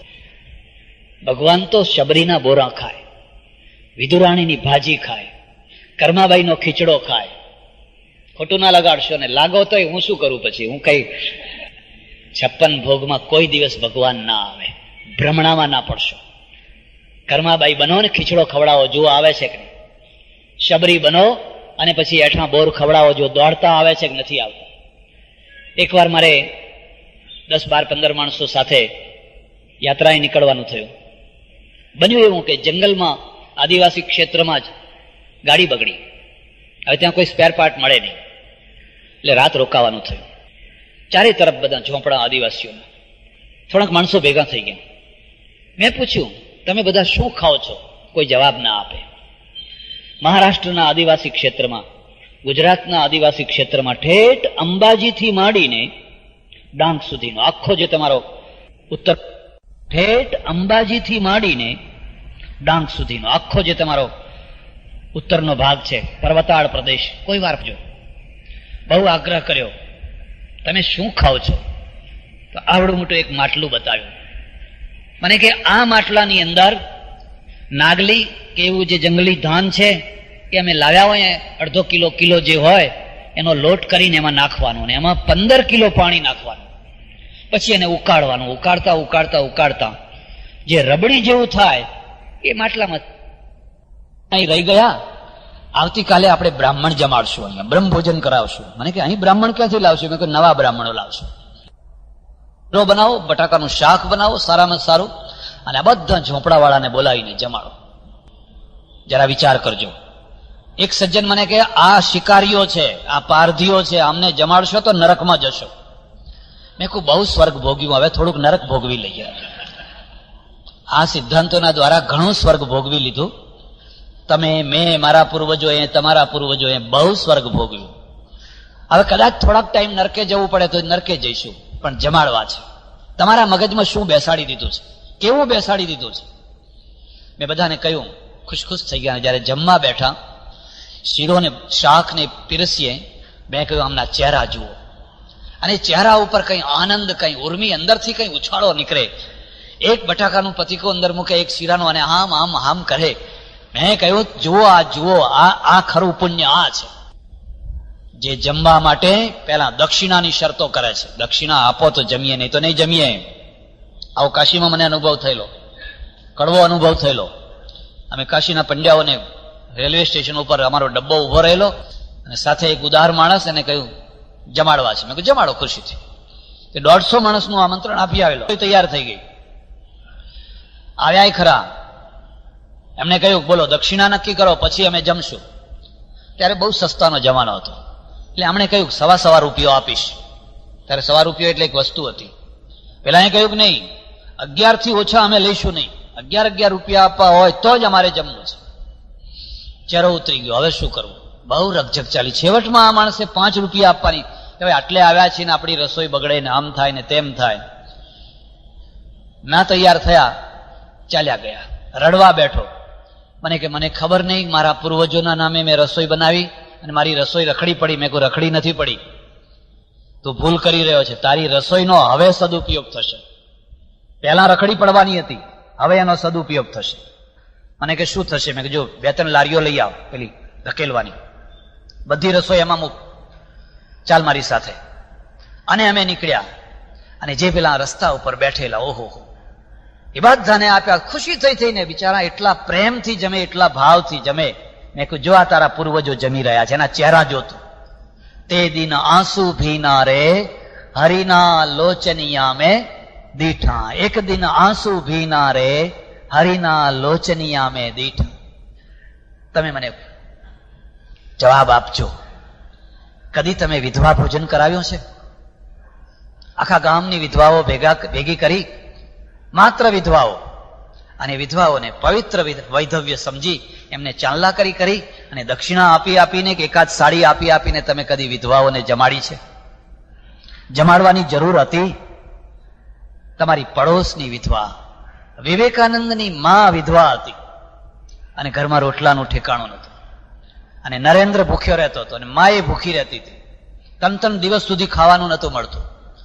અને કલકત્તામાં ધર્મની જાહો જલાલીની છોડો ઉડતી હતી, 56 ભોગોની છોડો ઉડતી હતી. પણ એક વિધવા જેણે પોતાનું રત્ન દેશના ચરણે અર્પિત કર્યું, એ વિધવાને કોઈ અડધો શેર લોટ આપવાની કોઈને સૂઝતી નથી. કેમ? કોઈએ પ્રેરણા જ ના આપી. લોકોનો દોષ નથી, પ્રેરણા જ ના આપી કોઈને. કોઈ પ્રેરણા આપનારું ના નીકળ્યું. તમારે મુંબઈમાં એક બહુ મોટા શેઠ છે, મારા ઓળખીતા છે, જૈન છે. મને મળ્યા અને એમની એક વાત મને બહુ સરસ લાગી. મેં એમને પૂછ્યું, હું તો જૈન નથી, તમે જૈન સાધુને કેમ ના બોલાવ્યા, મને કેમ બોલાવ્યો? એમણે કહ્યું, આપણે વૈચારિક રીતે નજીકમાં છીએ. શું નજીકમાં છો? મને કે બાપજી, હું 5 વર્ષની ઉંમર હતો ને મારી માં વિધવા થઈ. અમે વાણિયા. 1 વર્ષ તો ગામડાઓમાં સ્ત્રીથી બહાર પગ ના મુકાય, એને ખૂણો પાડવો પડે. ઘરની સ્થિતિ બહુ એવી સારી નહીં. પણ માં છે ને, એ મને સૂતી વખતે 3 સૂત્રો યાદ કરાવે. 3 સૂત્રો. જો બેટા, કોઈને ખવડાવીને ખાજે, કોઈને ઓઢાડીને ઓઢજે, અને કોઈને ઊંઘાડીને ઊંઘજે. આ 3 સૂત્રો રોજ રાત પડે અને સૂતી વખતે મને આ 3 સૂત્રો આપે. એ સૂત્રો મારા જીવન સાથે એવા જડાઈ ગયા. આજે તો હું કરોડાધિપતિ નહીં, અબજોપતિ થયો. પણ રાત પડે છે ને પેલી માં આવે છે, એ મારું બાઇબલ છે, એ મારી ગીતા છે, એ મારા સાધુ છે, એ મારી સાધ્વી છે. જે કંઈ ગણો, એ મારા ગુરુ ગણો કે કંઠી બાંધનારી સમજો, એ મારી માં છે. અને મને તરત પૂછે છે, કોઈને ખવડાવીને ખાધું, કોઈને ઊંઘાડીને ઊંઘ્યો, કોઈને ઓઢાડીને ઓઢ્યું. અને એમાંથી માનવતાની પ્રવૃત્તિ શરૂ થઈ. આજે માનવતાની પ્રવૃત્તિનો એટલો મોટો વ્યાપ કે એમની ઘણી સારી પ્રવૃત્તિ કરે છે. એ બધી ચર્ચા અહીંયા નહીં કરું. પણ મારે મુદ્દો આટલો કહેવો છે, આ શેઠ આ માર્ગે કેમ વળ્યો? કારણ કે કોઈ પ્રેરણા આપનારું મળ્યું એટલા માટે. ઘણી માં એવી હોય, બેટા ઉઘરાણી પતાવીને ઊંઘજે, કાલના જે વેપાર કરવાનો હોય બધી ગોઠવણ કરીને ઊંઘજે, એટલે જે કંઈ ભેળસેળ કરવાનું હોય બધું ગોઠવીને કરજે, એ હોય. પણ એવી માતાઓ અમર નથી થતી હોતી. એવી માતાઓ મરી જતી હોય છે અને છોકરાઓને મારીને મરતી હોય છે. પેલી માં અમર થઈ ગઈ અને એના છોકરાને અમર કરી નાખ્યો. કેમ? એનું એક જ કારણ હતું, તમે એક સાચી ને સારી પ્રેરણા આપી શકો છો. અને સારી પ્રેરણા આપવા માટે તમારી પાસે ભાથું છે. હા, એટલે આપણા ધર્મની અંદર જો પહેલામાં પહેલો કોઈ શત્રુ આવ્યો હોય તો આપણે આડંબર પૂજક છીએ. અને આડંબર પૂજકની જે દોષ છે એટલા મોટા ક્ષેત્રમાં ફેલાઈ ગયો, એટલા મોટા ક્ષેત્રમાં ફેલાઈ ગયો કે ગુણગ્રાહકતા સમાપ્ત થઈ ગઈ. આપણે આપણા વિવેકાનંદને ઓળખી નથી શકતા. જો વિવેકાનંદ અમેરિકા ના ગયા હોત તો એ સામાન્ય જ સાધુ થઈને મરી. કૈલાસ મઠમાં ભણતા હતા, ધનરાજગીરીજીના પાસે, અને ભારતમાં ફરતા હતા. અને ભારતમાં ઘણીવાર એમને ખાવાનું ના મળતું. એમને ઊંચક્યા અમેરિકાએ, અને અમેરિકાએ ઊંચક્યા એટલે આપણે ઊંચકી લીધા. જો ના ઊંચક્યા હોત તો હવે તો કેટલાય સાધુઓ ફર્યા કરે. તમારો નાર્લીકર, તમારો હરગોવિંદ ખુરાના, તમારા રવિન્દ્ર, આ બધાનો જય જયકાર પરદેશમાં થયો. અને પછી આપણી આંખો ઉગડી. તમે રામાનુજનનું નામ સાંભળ્યું છે? તમે રામાનુજનનું નામ સાંભળ્યું છે? એક બ્રાહ્મણનો દીકરો, પૂજારીનો દીકરો, મદ્રાસને આ એક મંદિરના પૂજારીનો દીકરો, જૂનવાણી ધર્મના ચીલે ચીલે ચાલનારું આ કુટુંબ, થોડુંક ભણ્યો અને બેંકમાં એને ક્લાર્કની નોકરી મળી. ત્યારે પગાર એટલો ઓછો કે એ લખવા માટે કોપીઓ ના ખરીદી શકે. વસ્તી જે પડી હોય એનો એક ભાગ જે સારો હોય એમાં એ લખે, એમાં ગણિત ગણે. એટલા ગણિત. મેં એની ડોક્યુમેન્ટરી ફિલ્મ જોઈ અમેરિકામાં, અને મને આશ્ચર્ય થયું. એણે બધા પસ્તીના કાગળો ભેગા કર્યા અને કાગળોમાં ગણિત શરૂ કર્યું. અને ગણિત ગણી થપ્પીઓ બાંધીને ફેંકી રાખે કોઈ જગ્યાએ. કોઈ એને સમજનાર નહીં. વર્ષો વીતી ગયા. 10, 12, 15 વર્ષ પછી એને વળી કંઈક સૂઝ્યું તો એમાંથી થોડાક થોકડાઓ છે એને પરદેશની યુનિવર્સિટીમાં મોકલ્યા, અને ગણિત વિભાગમાં. અને ગણિત વિભાગનો જે પ્રિન્સિપાલ હતો એને આ બધા પસ્તી નવાઈ લાગી કે આ કયો માણસ છે જે રદ્દી કાગળિયામાં બધું લખીને મોકલ્યું છે. અને વાંચીને એટલો આફરીન થઈ ગયો. એને કાગળ લખ્યો કે તમે અહીંયા વિલાયત આવો. એને જવાબ આપ્યો, ટિકિટનું ભાડું નથી, ભાડાના પૈસા નથી. પેલા એ ટિકિટ મોકલી, આ વિલાયત ગયો. તમે એનું જીવન ચરિત્ર વાંચજો. અને ત્યાં ગયા પછી એણે ગણિતને અંદર એટલું રિસર્ચ કર્યું. પેલો ડોક્યુમેન્ટરી ફિલ્મ વાળો કહે છે કે એના બધા જે પુલિંદા છે એના 10% અમે અધ્યયન કર્યું છે અને 10%માં અમારી આંખો ફાટી ગઈ છે, તો હજુ 90% તો બાકી છે. એની પત્નીને કહ્યું, તું ચાલ મારી સાથે. એની પત્ની, ના, હું સમુદ્ર યાત્રા ના કરું, મ્લેચ્છ દેશમાં હું ના આવું. જો આ તમારો બીજો દુશ્મન આવ્યો. મ્લેચ્છ દેશમાં હું ના આવું, આ આર્ય દેશ છે, આર્ય દેશ છોડીને જવાય નહીં. બહુ સમજાવી પણ ના આવી. છેવટે ત્યાં માદો થયો, કારણ કે આ ઇડલી ખાનારો માણસ, ઢોસા ખાનારો માણસ હવે પરદેશમાં શાકાહારી માણસ, એને શાકાહાર છોડ્યો નહીં, પણ ખાવાનું અનુકૂળ ના આવ્યું ને માદો થયો. પેલા લોકો સમજી ગયા કે હવે આ જીવશે નહીં વધારે, દેશ મોકલી દીધો. દેશમાં 6 મહિના જ જીવ્યો આવીને, પણ 6 મહિનામાં એણે એટલું કામ કર્યું. એની પત્નીને કહ્યું, જો તું મારી સાથે આવી હોત તો હું આ અકાળે જે મરી રહ્યો છું એ ના મર્યો હોત, તો હું વધારે જીવ્યો હોત. અને પેલી પત્નીને ભાન તો થયું, પણ હવે તો ઘણું વીતી ગયું હતું, મરી ગયો. રામાનુજનની પ્રસિદ્ધિ પરદેશીઓએ કરી, આપણે ના કરી. આપણે કેમ ના કરી? કારણ કે આપણે તો આડંબર પ્રેમી છીએ, ગુણ પ્રેમી નથી. જો ગુણ પ્રેમી હોત તો તમારે ત્યાં રામાનુજનનો ઢગલો છે, અને રામાનુજનો આજે ફૂટપાથ ઉપર રખડે છે. ફૂટપાથ ઉપર એમના ચંપલ ઘસાઈ ગયા છે, અને ચંપલ નવા લેવાની એમની પાસે શક્તિ નથી. તમે જો પેપર વાંચતા હોવ તો હમણાં બિહારના એક બહુ મોટા ગણિતજ્ઞનો આખો લેખ આવેલો. બહુ મોટો ગણિતજ્ઞ આજે પાગલ સ્થિતિમાં, ભિખારીની સ્થિતિમાં રખડી રહ્યો છે. આપણે ઓળખી નથી શકતા. બીજા બધાની વાત જવા દો, પણ ઓછામાં ઓછું ધર્મમાં તમે આડંબર પ્રેમી ન થશો. તમે એટલું સમજજો, ધર્મ એક નક્કર વસ્તુ છે, એ તમને વ્યવસ્થા આપે છે, અને એ વ્યવસ્થા જે છે એ સ્થાપિત થાય તો જ પ્રજા સુખી થઈ શકે. પણ આ દોષ એટલેથી જ અટકી ગયો હોત તો કદાચ આટલું મોટું નુકસાન ન થયું હોત. આપણે ત્યાં એક બીજો દોષ આવ્યો, અને બીજો દોષ આવ્યો વ્યક્તિ પૂજાનો. તમારા ઋષિઓના ચરિત્ર જોજો, સંતોના ચરિત્ર જોજો. ઋષિ મહાન છે, પણ વ્યક્તિ પૂજા નથી થવા દેતા. કોઈ ઋષિએ એવો દાવો ના કર્યો કે ભગવાન તરીકે મારી પૂજા તમે કરજો. ઋષિ તો અલ્પતાનો સ્વીકાર કરે છે. મને આટલું નથી આવડતું, મને આટલું આવડે છે, આ પેલા ઋષિ પાસે જાઓ.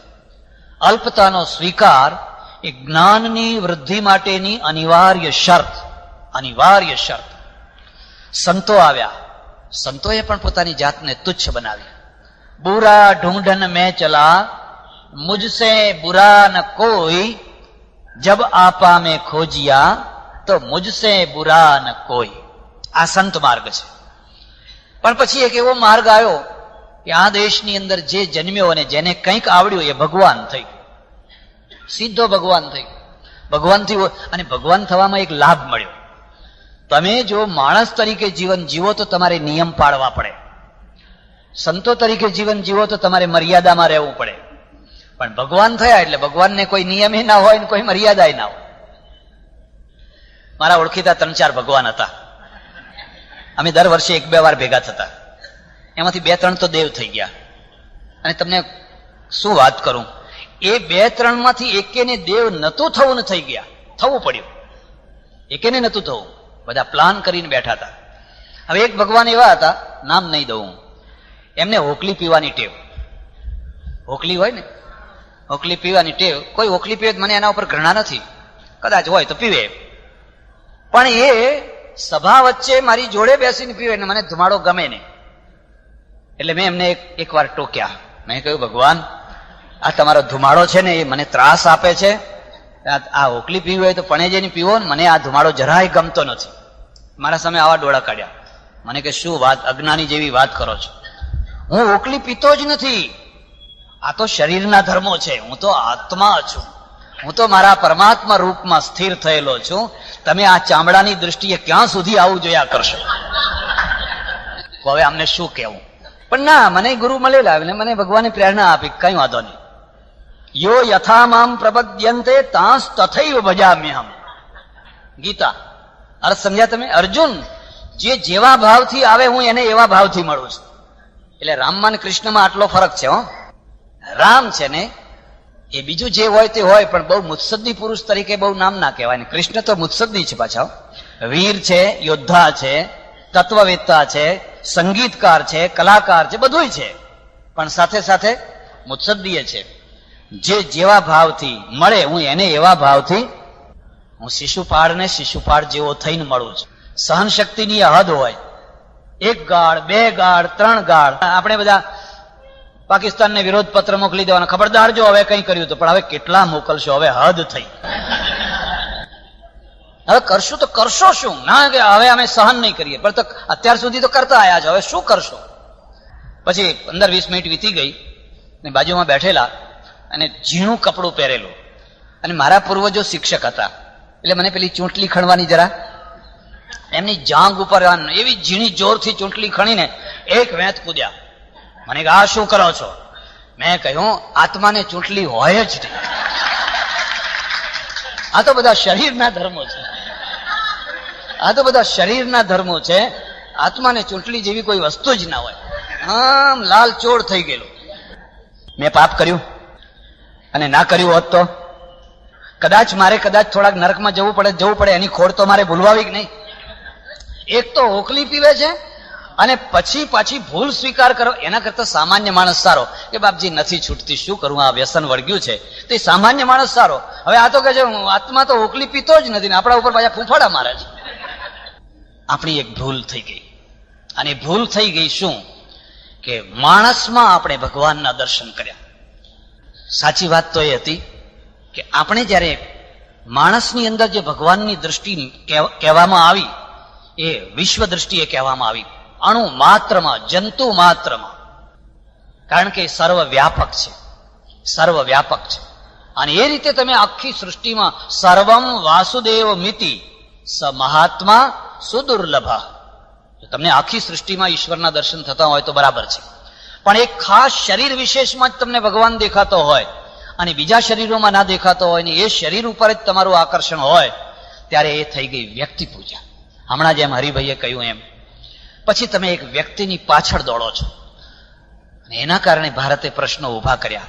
અહીંયા બુદ્ધ થયા, મહાવીર થયા, નાનક થયા, કબીર થયા, એમની પાછળ દોડનારો વર્ગ થયો, પણ એમના સિદ્ધાંતો પાછળ દોડનારો વર્ગ ના થયો. સિદ્ધાંતોની પાછળ દોડવું અને વ્યક્તિની પાછળ દોડવું, એ બેયમાં બહુ મોટું અંતર છે.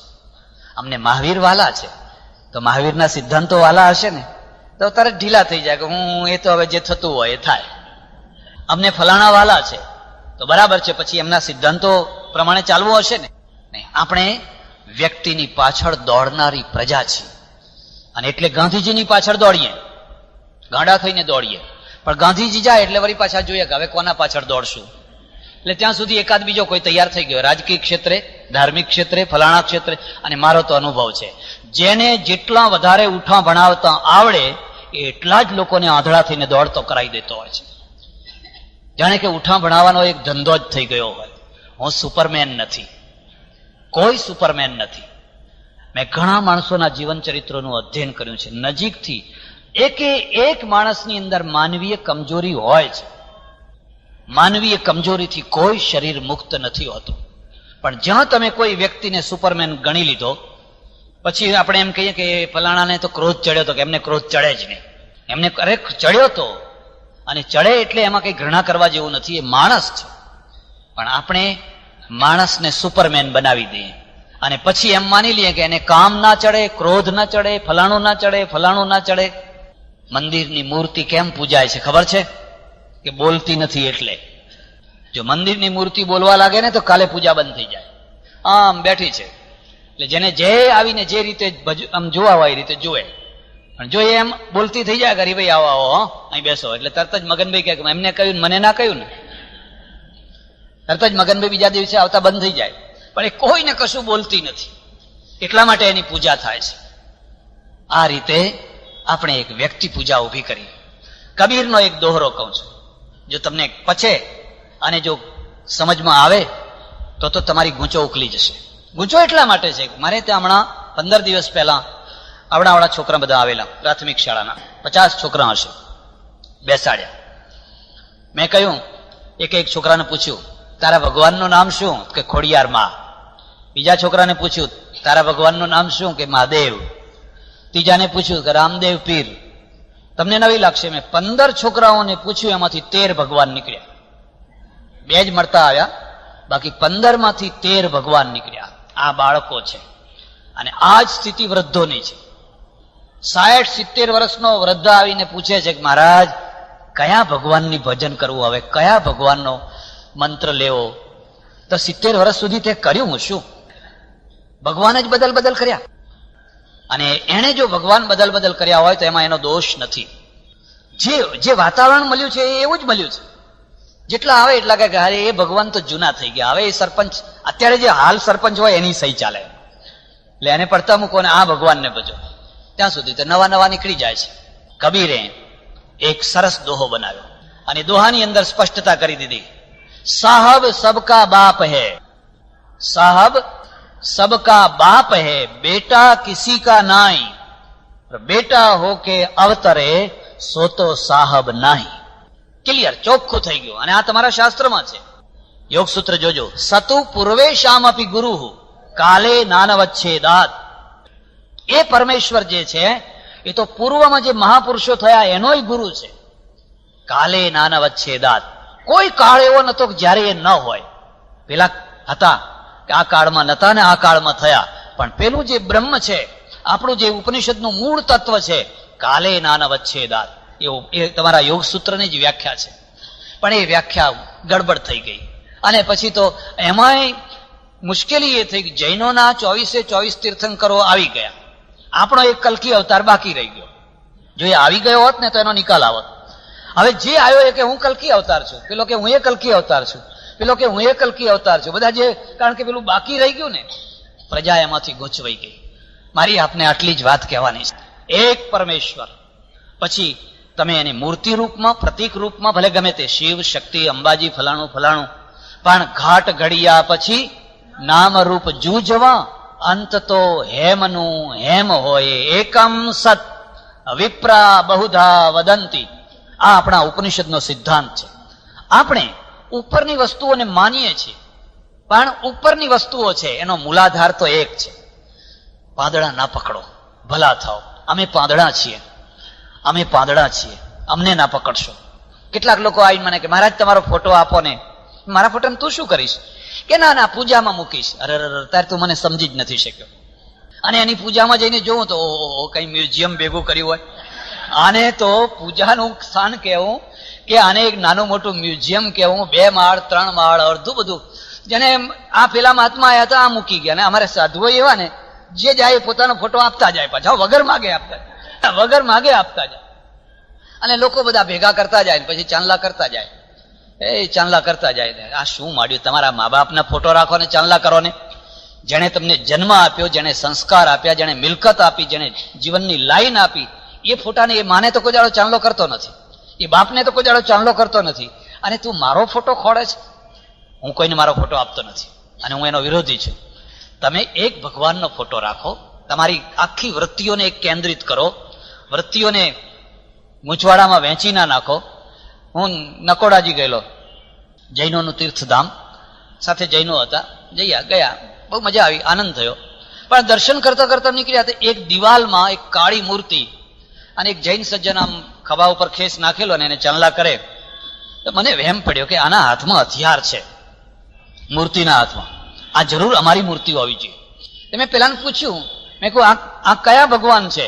એ કોણ સે ભગવાન હે? કે પતો કોઈ નહીં હે, ખબર નથી કયા ભગવાન છે. અરે ખબર નથી ને ચાંદલા કરે રાખે છે? કરે રાખવાના, જે આવે એને ચાંદલા.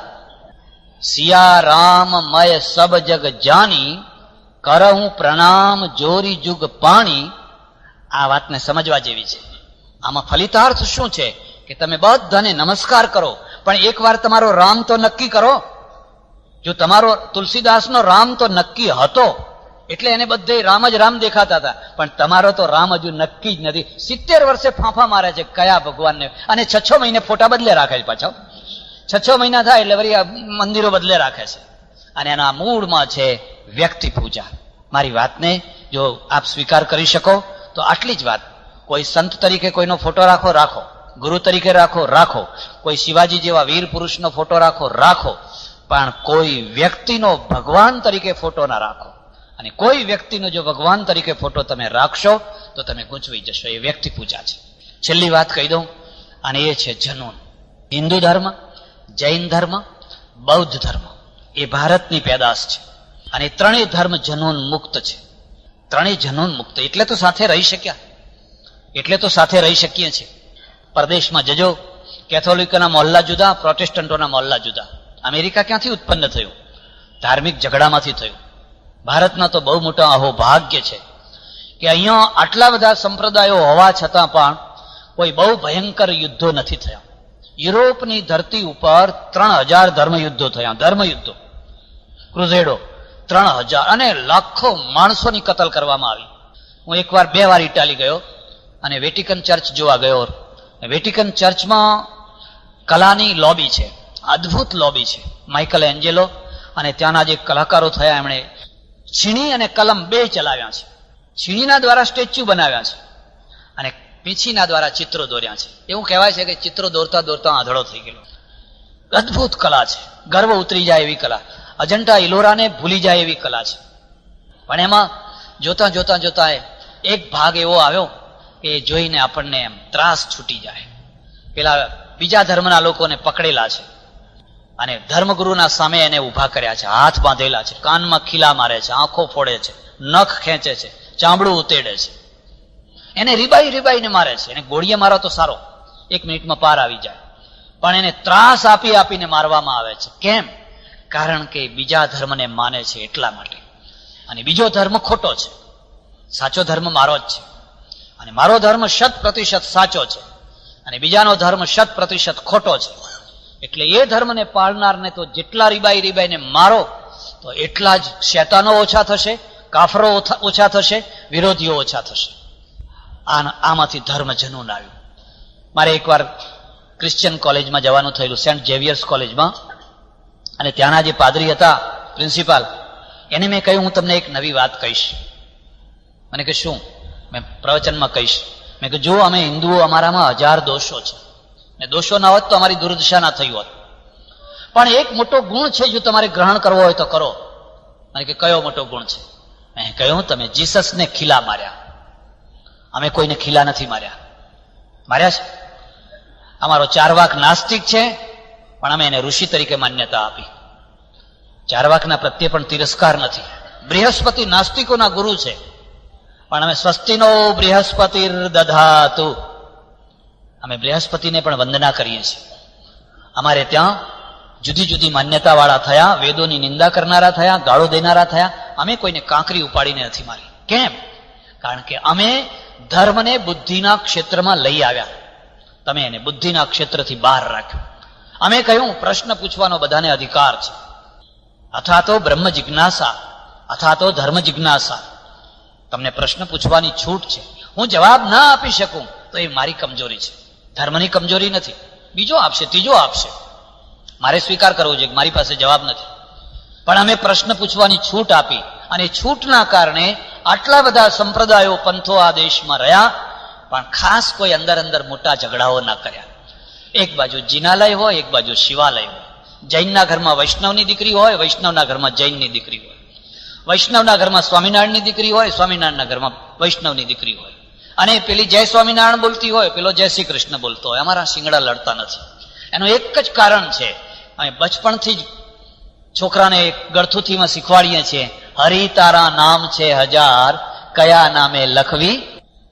અને જૈનોમાં એક બહુ ઊંચી કક્ષાના સૂફી થયા, પારસનાથ કહે કોઈ બ્રહ્મ, સકલ બ્રહ્મ સ્વયં એવરી, રામ કહે રહીમ કહે. બહુ સુંદર એના ભજનો છે, બહુ ફક્કડ. પણ જૈનો એને ઓળખી ન શક્યા. જૈનો એને ઓળખી ન શક્યા. પછી હવે ઓળખી શક્યા. આ અમારે ત્યાં ઉપનિષદોથી માંડીને લૌકિક ભજનોની અંદર આ એકતા મૂકેલી છે. એના કારણે અમારામાં જનૂન નથી. અમે ધર્મનો પ્રચાર કરીએ છીએ. અહીંથી બૌદ્ધ સાધુઓ નીકળ્યા, પર્વતો પાર કરીને તિબેટ ગયા, ચાઇના ગયા, મંગોલિયા ગયા, ત્યાંથી કોરિયા ગયા અને જાપાન ગયા. અડધી દુનિયામાં ફરી વળ્યા, પણ માત્ર પુસ્તકો લઈને ગયા, તલવાર લઈને નહીં. તલવાર લઈને નહીં, માત્ર મસ્તિષ્ક લઈને ગયા, વિચારો લઈને ગયા. એટલે અમારે ત્યાં ધર્મ જનૂન નથી. મને કે બિલકુલ સાચી વાત છે, અને અમે તો જીસસને માનીએ છીએ. મારા આશ્રમમાં મેં જીસસનું ચિત્ર પણ રાખેલું છે, તમે આવજો. હું કાશીમાં રહું, રોજ સાંજ થાય અને ગંગા કિનારે બેસવા જઈએ, પાટ ઉપર બેસીએ, પંડ્યાઓના પાટ ઉપર. એક મૌલવી આવે, બહુ ભલો માણસ, બહુ સારો માણસ, અગમ નિગમની વાતો થાય, બધા જાત જાતના ભેગા થાય. આવી ચર્ચા કરજો, કરતા જશો તમે ખુલ્લા મનથી. પછી વાતમાં વાત નીકળી. મને કે હમારે में और तुम्हारे में क्या फर्क है? મેં કહ્યું ફરક ये है કે તમે મારી સભામાં ચાલો, 10,000 હિન્દુઓ બેઠા હશે અને હું 10,000 હિન્દુઓને કહું ગીતા સાચી છે, કુરાન પણ સાચું છે, કુરાનમાં પણ ઘણી સાચી વાતો છે. મારા શ્રોતાઓ શાંતિથી મારી વાતને સાંભળશે અને તમારી સભામાં તમે બોલી જોજો કે કુરાન સાચું છે, એવી ગીતા પણ સાચી છે. મને કે પગ ખેંચીને મને નીચે જ નાખે. આ જ ફરક છે. અમારે ત્યાં ગીતામાં લખ્યું, યદ્યદ વિભૂતિમત સત્વમ શ્રીમદુર્જિત મેવવા તત્ દેવાવ ગચ્છત્વમ મમ તેજોંશ સંભવમ. અર્જુન, જ્યાં કોઈ વિભૂતિ દેખાય એ મારી જ વિભૂતિ છે, તું એને પગે લાગજે. એટલે અમે સાંઈ બાબા નહીં પગે લાગીએ ને બીજા નહીં પગે લાગીએ, સિયા રામમય સમજીને. પણ મુશ્કેલી આ થઈ કે અમે જનૂન વિનાના થયા અને એનો લાભ જનૂની પ્રજાએ ગેરલાભ ઉઠાવ્યો. તમારો ગુણ તમારા માટે દોષ બની ગયો, તમારી અહિંસા તમારી દુશ્મન બની ગઈ. હું અહિંસાવાદી છું, પણ એવો અહિંસાવાદી છું કે જેમાં પાશેર અહિંસા અને એક મણ શૌર્ય, એક મણ પરાક્રમ હોય તો પાશેર અહિંસા. હવે મણ અહિંસા છે ને 9 શૌર્ય નથી, પરાક્રમ નથી, તો તાળીઓ જ પાડવાની પછી ભલા થજો. એનું નામ અહિંસા નથી. તમારા પાસે મણ પરાક્રમ હોય અને પરાક્રમ હોય તો તમારી અહિંસા પેલા હિંસકોના હૃદય કાળજા ફફડાવી નાખે એવી અહિંસા હોવી જોઈએ. એવી અહિંસા નહીં તમારા કાળજા ફફડ્યા કરે, કબૂતરની માફક તમે ગભરાયા કરો. આ ફ્લેટમાં હમણાં આવીને કોઈ બારણું તોડીને અંદર પેસી જશે તો શું કરશું? એવી નહીં. પેલાને ભય લાગે કે જો હું ત્યાં જઈશ તો સાબુત નહીં આવું. એટલે મેં સવારે કહ્યું હતું ને અત્યારે કહું છું, આવો આપણે ભગવદ્ ગીતાની અહિંસાને સમજીએ. ભગવદ્ ગીતાની અહિંસા એ છે, અર્જુન આતતાઈ છે અને આતતાઈન માયાંતમ હન્યા દેવા વિચારેન. હડકાયા કૂતરા ઉપર દયા ના હોય. કોઈનો એકલવાયો છોકરો કરડશે તો મારી નાખશે, હડકવા હાલી હાલીને મરી જશે. જે નિર્દોષ છે એના ઉપર દયા હોય, જે નિર્દોષ છે એના ઉપર હોય. જે દોષ કરવા જ નીકળ્યા છે, જે પાપ કરવા જ નીકળ્યા છે એના ઉપર, અસુરો ઉપર દયા ના હોય. વિશ્વામિત્ર એટલા માટે રામ અને લક્ષ્મણને લઈ જાય, અસુરો વધી ગયા છે. અને રામને લક્ષ્મણ થાકે તો વિશ્વામિત્ર પોતે તીર ચલાવે. વિશ્વામિત્ર ધનુર્વેદના આચાર્ય છે. જો આ વાત આપણે સમય રહેતા નહીં સમજી શકીએ તો કદાચ આપણે આપણા જ સદગુણોના દ્વારા એના દુર્ભાગી બની જઈશું. તો સજ્જનો, આજે ગલિયાકોટ વાળાની સ્મૃતિમાં એક પ્રવચનનું આયોજન. ગલિયાકોટ વાળા પરિવાર સાથે મારે કોઈ પરિચય નહીં, પણ કાનુભાઈનો ફોન આવ્યો અને કાનુભાઈ સાથે મારે થોડો પરિચય. અને આ વ્યક્તિને જિંદગીમાં કેટલાક જે ઉત્તમ વ્યક્તિઓ મળ્યા એમાંનો આ એક વ્યક્તિ. અને ઉત્તમ વ્યક્તિઓ કદી ભૂલાય નહીં. ભૂલી જુઓ, તમારી ઈચ્છા હોય તો કરો પ્રયત્ન, ભૂલી જુઓ. અને એમના ફોન સાથે જ મેં નામ નથી દીધું. મેં કહ્યું ભલે હું આવીશ. મને દુઃખ એ છે કે આજે એમના મિત્રની આ પુણ્યતિથિના પ્રસંગે કાનુભાઈ હાજર નથી રહી શક્યા. કારણ એમની પુણ્યતિથિ થઈ ગઈ, વિદાય થઈ ગયા. પણ મને એ પણ આનંદ છે કે હું યોગ્ય જગ્યાએ આવ્યો છું, ખોટી જગ્યાએ નથી આવ્યો. એક તો આ આશ્રમ વર્ષોથી મુંબઈમાં પલાઠી વાળીને બેઠેલી આ સંસ્થા, વિવિધલક્ષી સંસ્થા, સમાજલક્ષી, ધર્મલક્ષી, અધ્યાત્મલક્ષી સંસ્થા, અને એ સંસ્થાના કાર્યકર્તાઓ આખી મુંબઈની અંદર એક ધાર્મિક ચેતના, એક ધાર્મિક જાગૃતિ, વિવિધ વક્તાઓ, વિવિધ દૃષ્ટિકોણ, અને એના દ્વારા સ્ટેજના દ્વારા પ્રજાના બૌદ્ધિક વિકાસ અને હાર્દિક વિકાસનો પાયો નાખવાની પ્રવૃત્તિ બહુ મોટું કામ કરી રહી છે. એટલે એક તો આ જગ્યા છે, એના માટે મને ખૂબ માન છે. અને જે પરિવારમાં આવ્યો એમના થોડાક સંપર્કથી મને ખ્યાલ આવ્યો કે સાત્વિક પરિવાર છે. ખરેખર પોતાની પિતાની સ્મૃતિમાં, પુણ્ય સ્મૃતિમાં આ પ્રકારનું આયોજન કરવું આ નવા પ્રકારની શ્રાદ્ધની પ્રક્રિયા છે. પહેલા જે શ્રાદ્ધનું રૂપ હતું એ આ બદલાયેલું શ્રાદ્ધનું રૂપ છે. પહેલાનું શ્રાદ્ધ કદાચ હવે શક્ય નથી. કાગડા ક્યાંથી લાવવા, નળિયા ક્યાંથી લાવવા, કાગવાસ નાખવી ક્યાંથી? આ બદલાયેલું રૂપ છે. વર્ષમાં એકવાર પોતાના દિવંગત પુણ્યાત્માને યાદ કરી એની સ્મૃતિમાં જ્ઞાનની પરબ મંડાવવી અને સમાજની અંદર ધાર્મિક ચેતના સાચી ધાર્મિક ચેતના જગાડવી એ પણ શ્રાદ્ધનો જ પ્રકાર છે. એટલે મને આનંદ થયો. હું પરમેશ્વરને પ્રાર્થના કરું મારો ધર્મ આડંબરથી મુક્ત થાય, પ્રજા આડંબરથી મુક્ત થાય, વ્યક્તિ પૂજાથી મુક્ત થાય અને જનૂનથી મુક્ત થાય. પણ જનૂનથી મુક્ત થઈને નમાલી ના બને, નમાલી ના બને. શૌર્ય તો હોવું જ જોઈએ. શૌર્ય અલગ. રામ પરાક્રમી છે, લક્ષ્મણ, હમણાં પેલું રામાયણ આવે છે જોયું, લક્ષ્મણ પરાક્રમી છે, મહાવીર પરાક્રમી છે. એટલે તો વીર નહીં મહાવીર છે. એટલે પરાક્રમ હોવું જોઈએ. જ્યાં તમે સત્ય અને અસત્યનો, ન્યાય અને અન્યાયનો, નિર્દોષ અને સદોષનો ભેદ કરી શકો, નિર્દોષને બચાવવાનો એ તમે ભેદ કરી શકો, પણ નમાલાપણું ના આવે. હું પરમેશ્વરને ફરી ફરીને પ્રાર્થના કરું, આવો આપણે જાગીએ, આપણે આ ભાવ સુધારીએ, આવનારા આપણા બાળકોના માટેની પરિસ્થિતિ સુધારીએ. ઇઝરાયલમાં રહેનારને એ ચિંતા નથી કે અમે કાલે અમારું શું થશે. બ્રિટન વાળાને ચિંતા નથી, અમેરિકા વાળાને ચિંતા નથી, જાપાન વાળાને ચિંતા નથી. આપણને ચિંતા છે. દરિયાપુર ખાલી થઈ ગયું, કાલુપુર ખાલી થઈ ગયું. 10-10 લાખના મકાન લાખમાં વેચીને લોકો પોતાના દેશમાં નિરાશ્રિત થઈને નીકળી ગયા. હવે ક્યાં જવું? એ ચિંતાથી મુક્ત થવું હોય તો આપણે વાસ્તવવાદી બનીએ અને વાસ્તવવાદને સ્વીકારીએ. આભાર, ધન્યવાદ, હરિઓમ તત્સત. આપણે આજના પ્રોગ્રામમાં એક માણસોએ 3 પ્રશ્નો લખ્યા છે. આપના આજના વિષય મુજબ જે વ્યક્તિમાં આડંબર, વ્યક્તિ પૂજા અને જનૂન ત્રણેયનો સુમેળ હોય તેવી વ્યક્તિને આપ કઈ કક્ષામાં મૂકો છો? આ ત્રણેયનો સુમેળ નહીં, અભાવ. સુમેળ નહીં, અભાવ. વર્ષોથી ચાલતા આવતા ધર્મ અને અધર્મના યુદ્ધનો અંત લાવવાની ચાવી શું આપણા કોઈ જ સંત મહાપુરુષના હાથમાં નથી? આપણે શું ફરી કદી સુવર્ણકાળ નહીં જોઈ શકીએ?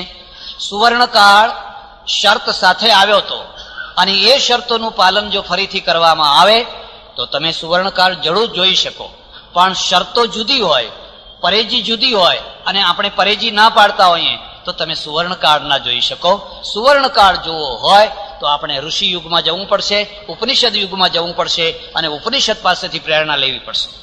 આજના અશાંતિ ભર્યા વાતાવરણમાં લોકોને આપનો શું સંદેશ છે? શાંતિ ભીખ માગવાથી નથી આવતી, શાંતિ પરાક્રમથી આવતી હોય છે. તમે એક માણસ પરાક્રમી બનો.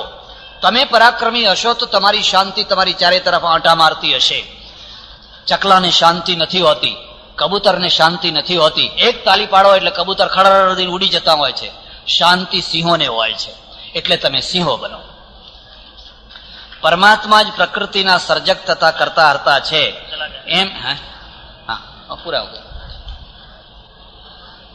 એમ ગીતાજીમાં કહ્યું છે. જો પરમાત્મા જ કરતા હર્તા હોય તો કોઈને હાથે સત્કર્મ તથા કોઈને હાથે દુષ્કર્મ શા માટે થાય છે? આમ કેમ? શું બંને કર્મો પરમાત્મા જ કરાવે છે? ના. આપણે ત્યાં જીવને કર્મ કરવામાં સ્વતંત્રતા આપેલી છે. કર્મણ્યેવાધિકારસ્તે મા ફલેષુ કદાચન. પ્રકૃતિના સર્જક પરમેશ્વર નથી. પ્રકૃતિ સ્વયંભૂ છે. પ્રકૃતિ સ્વયંભૂ છે. એટલે પ્રકૃતિમ પુરુષમ ચૈવ વિદ્યનાદિ ઉભાવપી અનાદિ વિદ્ધિ. આ બંને અનાદિ તત્વો છે અને પરમેશ્વર દ્રષ્ટા છે, એ સાક્ષી છે. એ સ્વયં કોઈની પાસે કશું કરાવતો નથી. હા, પ્રેરણા આપે. તમે જો પ્રાર્થના કરો તો તમને માર્ગદર્શન આપે. કર્મ પણ પરમાત્માની પ્રેરણાથી જ થાય છે એમ શાસ્ત્રકારોનું મંતવ્ય છે. તો પછી પરમાત્માએ સત્કર્મની પ્રેરણા કેમ ના આપી? શા માટે મનુષ્યો દ્વારા દુષ્કર્મ થવા દીધા? આનો જવાબ પહેલી વાતમાં આવી ગયો છે. પરમાત્મા માત્ર પ્રાર્થના કરનાર માટે પ્રેરક છે. રામ ઝરૂખે બેઠ કે સબકા મુજરા લેત, જૈસી જાકી ચાકરી વૈસા વાકો. 5 ઇન્દ્રિયોનું સર્જન પરમાત્માએ કર્યું છે. તો પછી 5 ઇન્દ્રિયો ઉપર વિજય મેળવવાની શક્તિ શા માટે ના આપી? પહેલી વાત એ છે કે 5 ઇન્દ્રિયો સંબંધી બહુ મોટી ગેરસમજ છે. આ ઇન્દ્રિયો મિત્ર પણ છે અને શત્રુ પણ છે. મિત્ર પણ છે અને શત્રુ પણ છે. તમારી આંખ તમારી દુશ્મન નથી. દુશ્મન હોય તો આંધળા માણસોને પૂછી જુઓ કે એમની શું દશા છે. દુશ્મન ક્યારે બને છે? કે આંખ જ્યારે ખોટું કામ કરે છે ત્યારે. અને ખોટું કામ આંખના દ્વારા નથી થતું, મનના દ્વારા થાય છે, તમારા પોતાના દ્વારા. અને એ ના થાય એટલા માટે આ સત્સંગ છે, એટલા માટે ધર્મ છે, એટલા માટે નીતિ નિયમો છે, એટલા માટે મર્યાદામાં રહેવાનું છે. પંચેન્દ્રિયો દ્વારા જ પુણ્ય પાપ થાય છે એમ જગત કહે છે. તો સત્ય તત્વ શું છે? પંચેન્દ્રિયો એ માધ્યમ છે, છેલ્લી કક્ષા ઇન્દ્રિયોની છે. પાપ પુણ્ય તો અંદરથી થાય છે, પંચેન્દ્રિયો માત્ર એનું નિમિત્ત બને છે. મંત્ર જાપની જીવનમાં શું અસર થાય છે? માનસિક મંત્ર કરતા કરતા વિચારોમાં મન ખોવાય તો શું તે જાપ નકામા વ્યર્થ ગણાય? ના, મંત્ર જાપની બહુ મોટી અસર છે. અને આ હું મારા પોતાના અનુભવથી કહું છું, વાંચેલું નથી કહેતો. એની બહુ મોટી અસર છે. ભાય કુભાય અનખ આલસ હું, નામ જપત મંગલ દિશી દસ હું. મન લાગે ના લાગે, અડધું લાગે, ગમે ત્યાં જાય, નામ જપ ચાલુ રાખવા, એમાંથી બહુ મોટી શક્તિ આવતી. કંટાળવું નહીં. આપણા ષડરીપુઓ આપણા મિત્ર કેવી રીતે બની શકે? જો મારું એક પુસ્તક છે, નાનું સરખું છે પણ વાંચવા જેવું છે. એનું નામ છે આવેગો અને લાગણીઓ. આવેગો અને લાગણીઓ. અત્યાર સુધી લગભગ બધાએ કામ, ક્રોધ, લોભ, મદ, મોહ બધાને શત્રુ જ માન્યા છે. ખરેખર એ મિત્ર ઘણા છે અને શત્રુ ઓછા છે. એ મિત્ર ઘણા છે અને શત્રુ ઓછા છે. એક જ દાખલો તમને આપું કે કામ છે એ નિતાંત જો શત્રુ જ હોય તો દરેક મા બાપે ભગવાનને એવી પ્રાર્થના કરવાની કે મારા ઘરમાં જે છોકરો પેદા થાય એ કામ શક્તિ વિનાનો થાય. બહુચરાજી મોકલી દેવાનો. કોઈને ગમે ખરું? કોઈને ગમે ખરું? અરે એ તો મિત્ર છે, એ તો ઉર્જા છે, એ તો મહાશક્તિ છે. એના દ્વારા તો રામ ને કૃષ્ણ ને મહાવીર ને બુદ્ધ પેદા થયા. એ ના હોય તો જીવન કેટલું મોટું ભયંકર થઈ જાય. એટલે શત્રુ છે એવું જ નહીં માની લેવાનું. શત્રુ ક્યારે છે? કે જ્યારે પાળ તોડવામાં આવે, જ્યારે રાવણ સીતાને હરી લાવે ત્યારે એ શત્રુ છે. બાકી રામ અને સીતા એ શત્રુ નથી, એ તો બંને એકબીજાના પૂરક છે. આપણા ષડરીપુઓ આપણા મિત્ર કેવી રીતે બની શકે? કહી દીધું. ઈશ્વર ઈચ્છા વિના પાંદડું ફરતું નથી, તો પછી આપણા ખરાબ કે સારા કર્મો માટે જવાબદાર કોણ? ઈશ્વર ઈચ્છા વિના પાંદડું નથી હાલતું, એ ભક્તોની માન્યતા છે. ભક્તો ભાવુક હોય છે અને એક વ્યક્તિ ભાવનાવશ જે નિયમ બનાવે એના વ્યક્તિગત જીવન માટે બરાબર છે. પણ જે સૈદ્ધાંતિક લક્ષ્ય છે એ છે કે ઈશ્વર તટસ્થ છે. ઈશ્વર પાંદડા હલાવતો નથી, ઈશ્વર તટસ્થ છે. એ જ વધારે યુક્ત છે. ઈશ્વર જે કરે તે સારા માટે, એ વાત સાચી. હા, ભક્ત માટે સાચી. તમે એક ભક્તિની એવી કક્ષાએ પહોંચ્યા હોવ કે તમારો રથ એને સોંપી દીધો હોય ત્યારે તમારા માટે આ વ્યક્તિગત સત્ય છે, સમૂહ સત્ય નથી. સમૂહ સત્ય અલગ છે અને વ્યક્તિનું સત્ય અલગ છે. શું આ જીવનમાં મોક્ષ મુક્તિ શક્ય છે? હા, શક્ય છે. જે દુઃખોને દૂર કરી શકાય, દુઃખો એ જ બંધન છે અને દુઃખોમાંથી છૂટવું એ મોક્ષ છે. પૂજ્ય સ્વામીજીની ધર્મ અને સમાજમાં ક્રાંતિ જગાડનારી જુદા જુદા વિષયો ઉપર 200 ઉપરની કેસેટો છે, જેવી કે ઉપનિષદો ઉપર 22, તુલસી રામાયણ ઉપર 14, શ્રી કૃષ્ણ ચરિત્ર ઉપર 11, ગીતા ઉપર 30, સંત ચરિત્ર ઉપર 19 તથા જુદા જુદા વિષયો ઉપર 100 કરતા વધારે કેસેટો છે. આપ સૌ વધુમાં વધુ આ કેસેટો સાંભળો તથા સંભળાવો, જેથી ધર્મ, સમાજ તથા રાષ્ટ્રની ઉન્નતિ માટે ક્રાંતિકારી વૈચારિક ભૂમિકા તૈયાર થાય.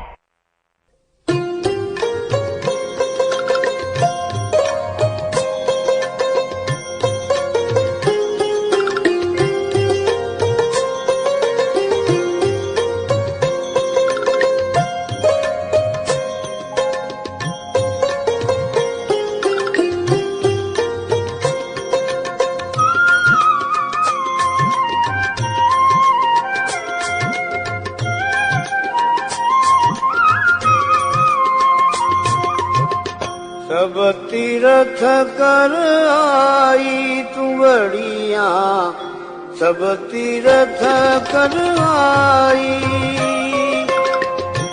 सब तीरथ कर आई तू बढ़िया, सब तीरथ कर आई। गंगा नाई गोमती नाई, 68 तीरथ धाई। गंगा नाई गोमती नाई, 68 तीरथ धाई। नित नित उठ मंदिर में आई, नित नित उठ मंदिर में आई, तो भी न गई कड़वाई तू बढ़िया, सब तीरथ कर आई। नित नित उठ मंदिर में आई, तो भी न गई कड़वाई तुम्हारिया। सब तीरथ कर आई तुम्हारिया, सब तीरथ कर।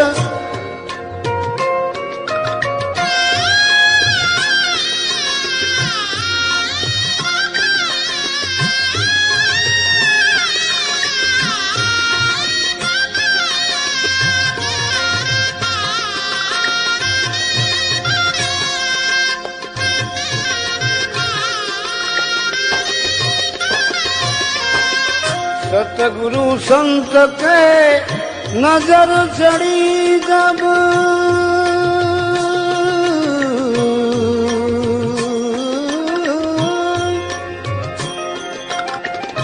अपने पास मंगाई।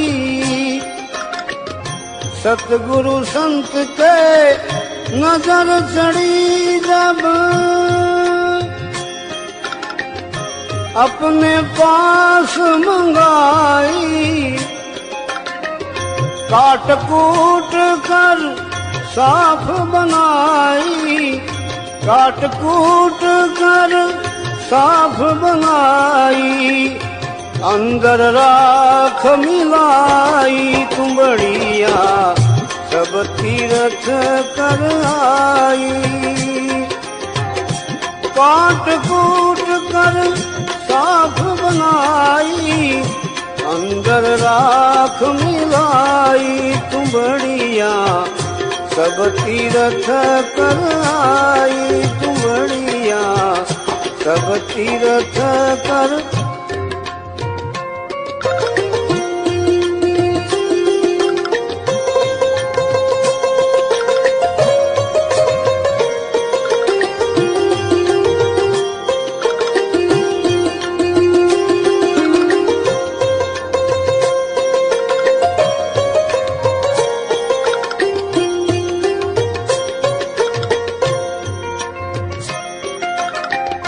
राख मिलाकर पाक बनाई, तब तो गई कड़वाई। राख मिलाकर पाक बनाई,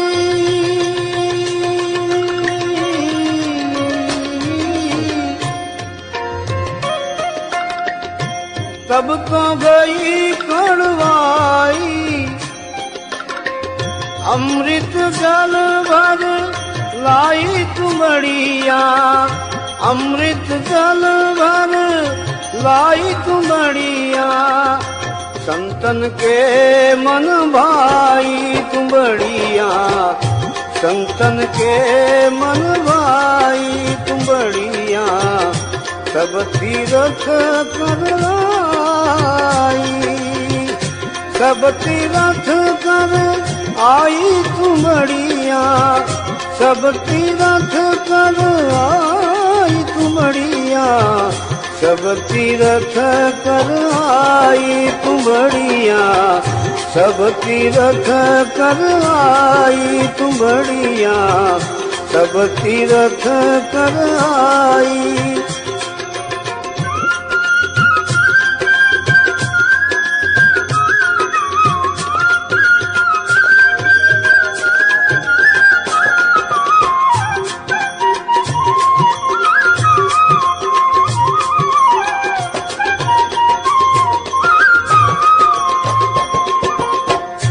ये बातें सब सत्य सुनाई, झूठ नहीं है मेरे भाई। ये बातें सब सत्य सुनाई,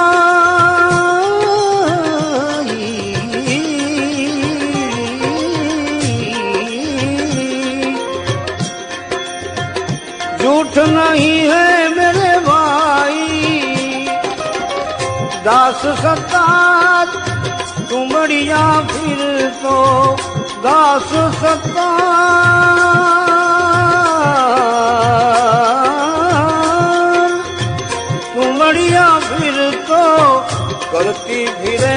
ठकुराई तू बढ़िया सब तीरथ कर आई, सब तीरथ कर आई तू बढ़िया सब तीरथ कर आई तू बढ़िया सब तीरथ कर आई तू बढ़िया सब तीरथ कर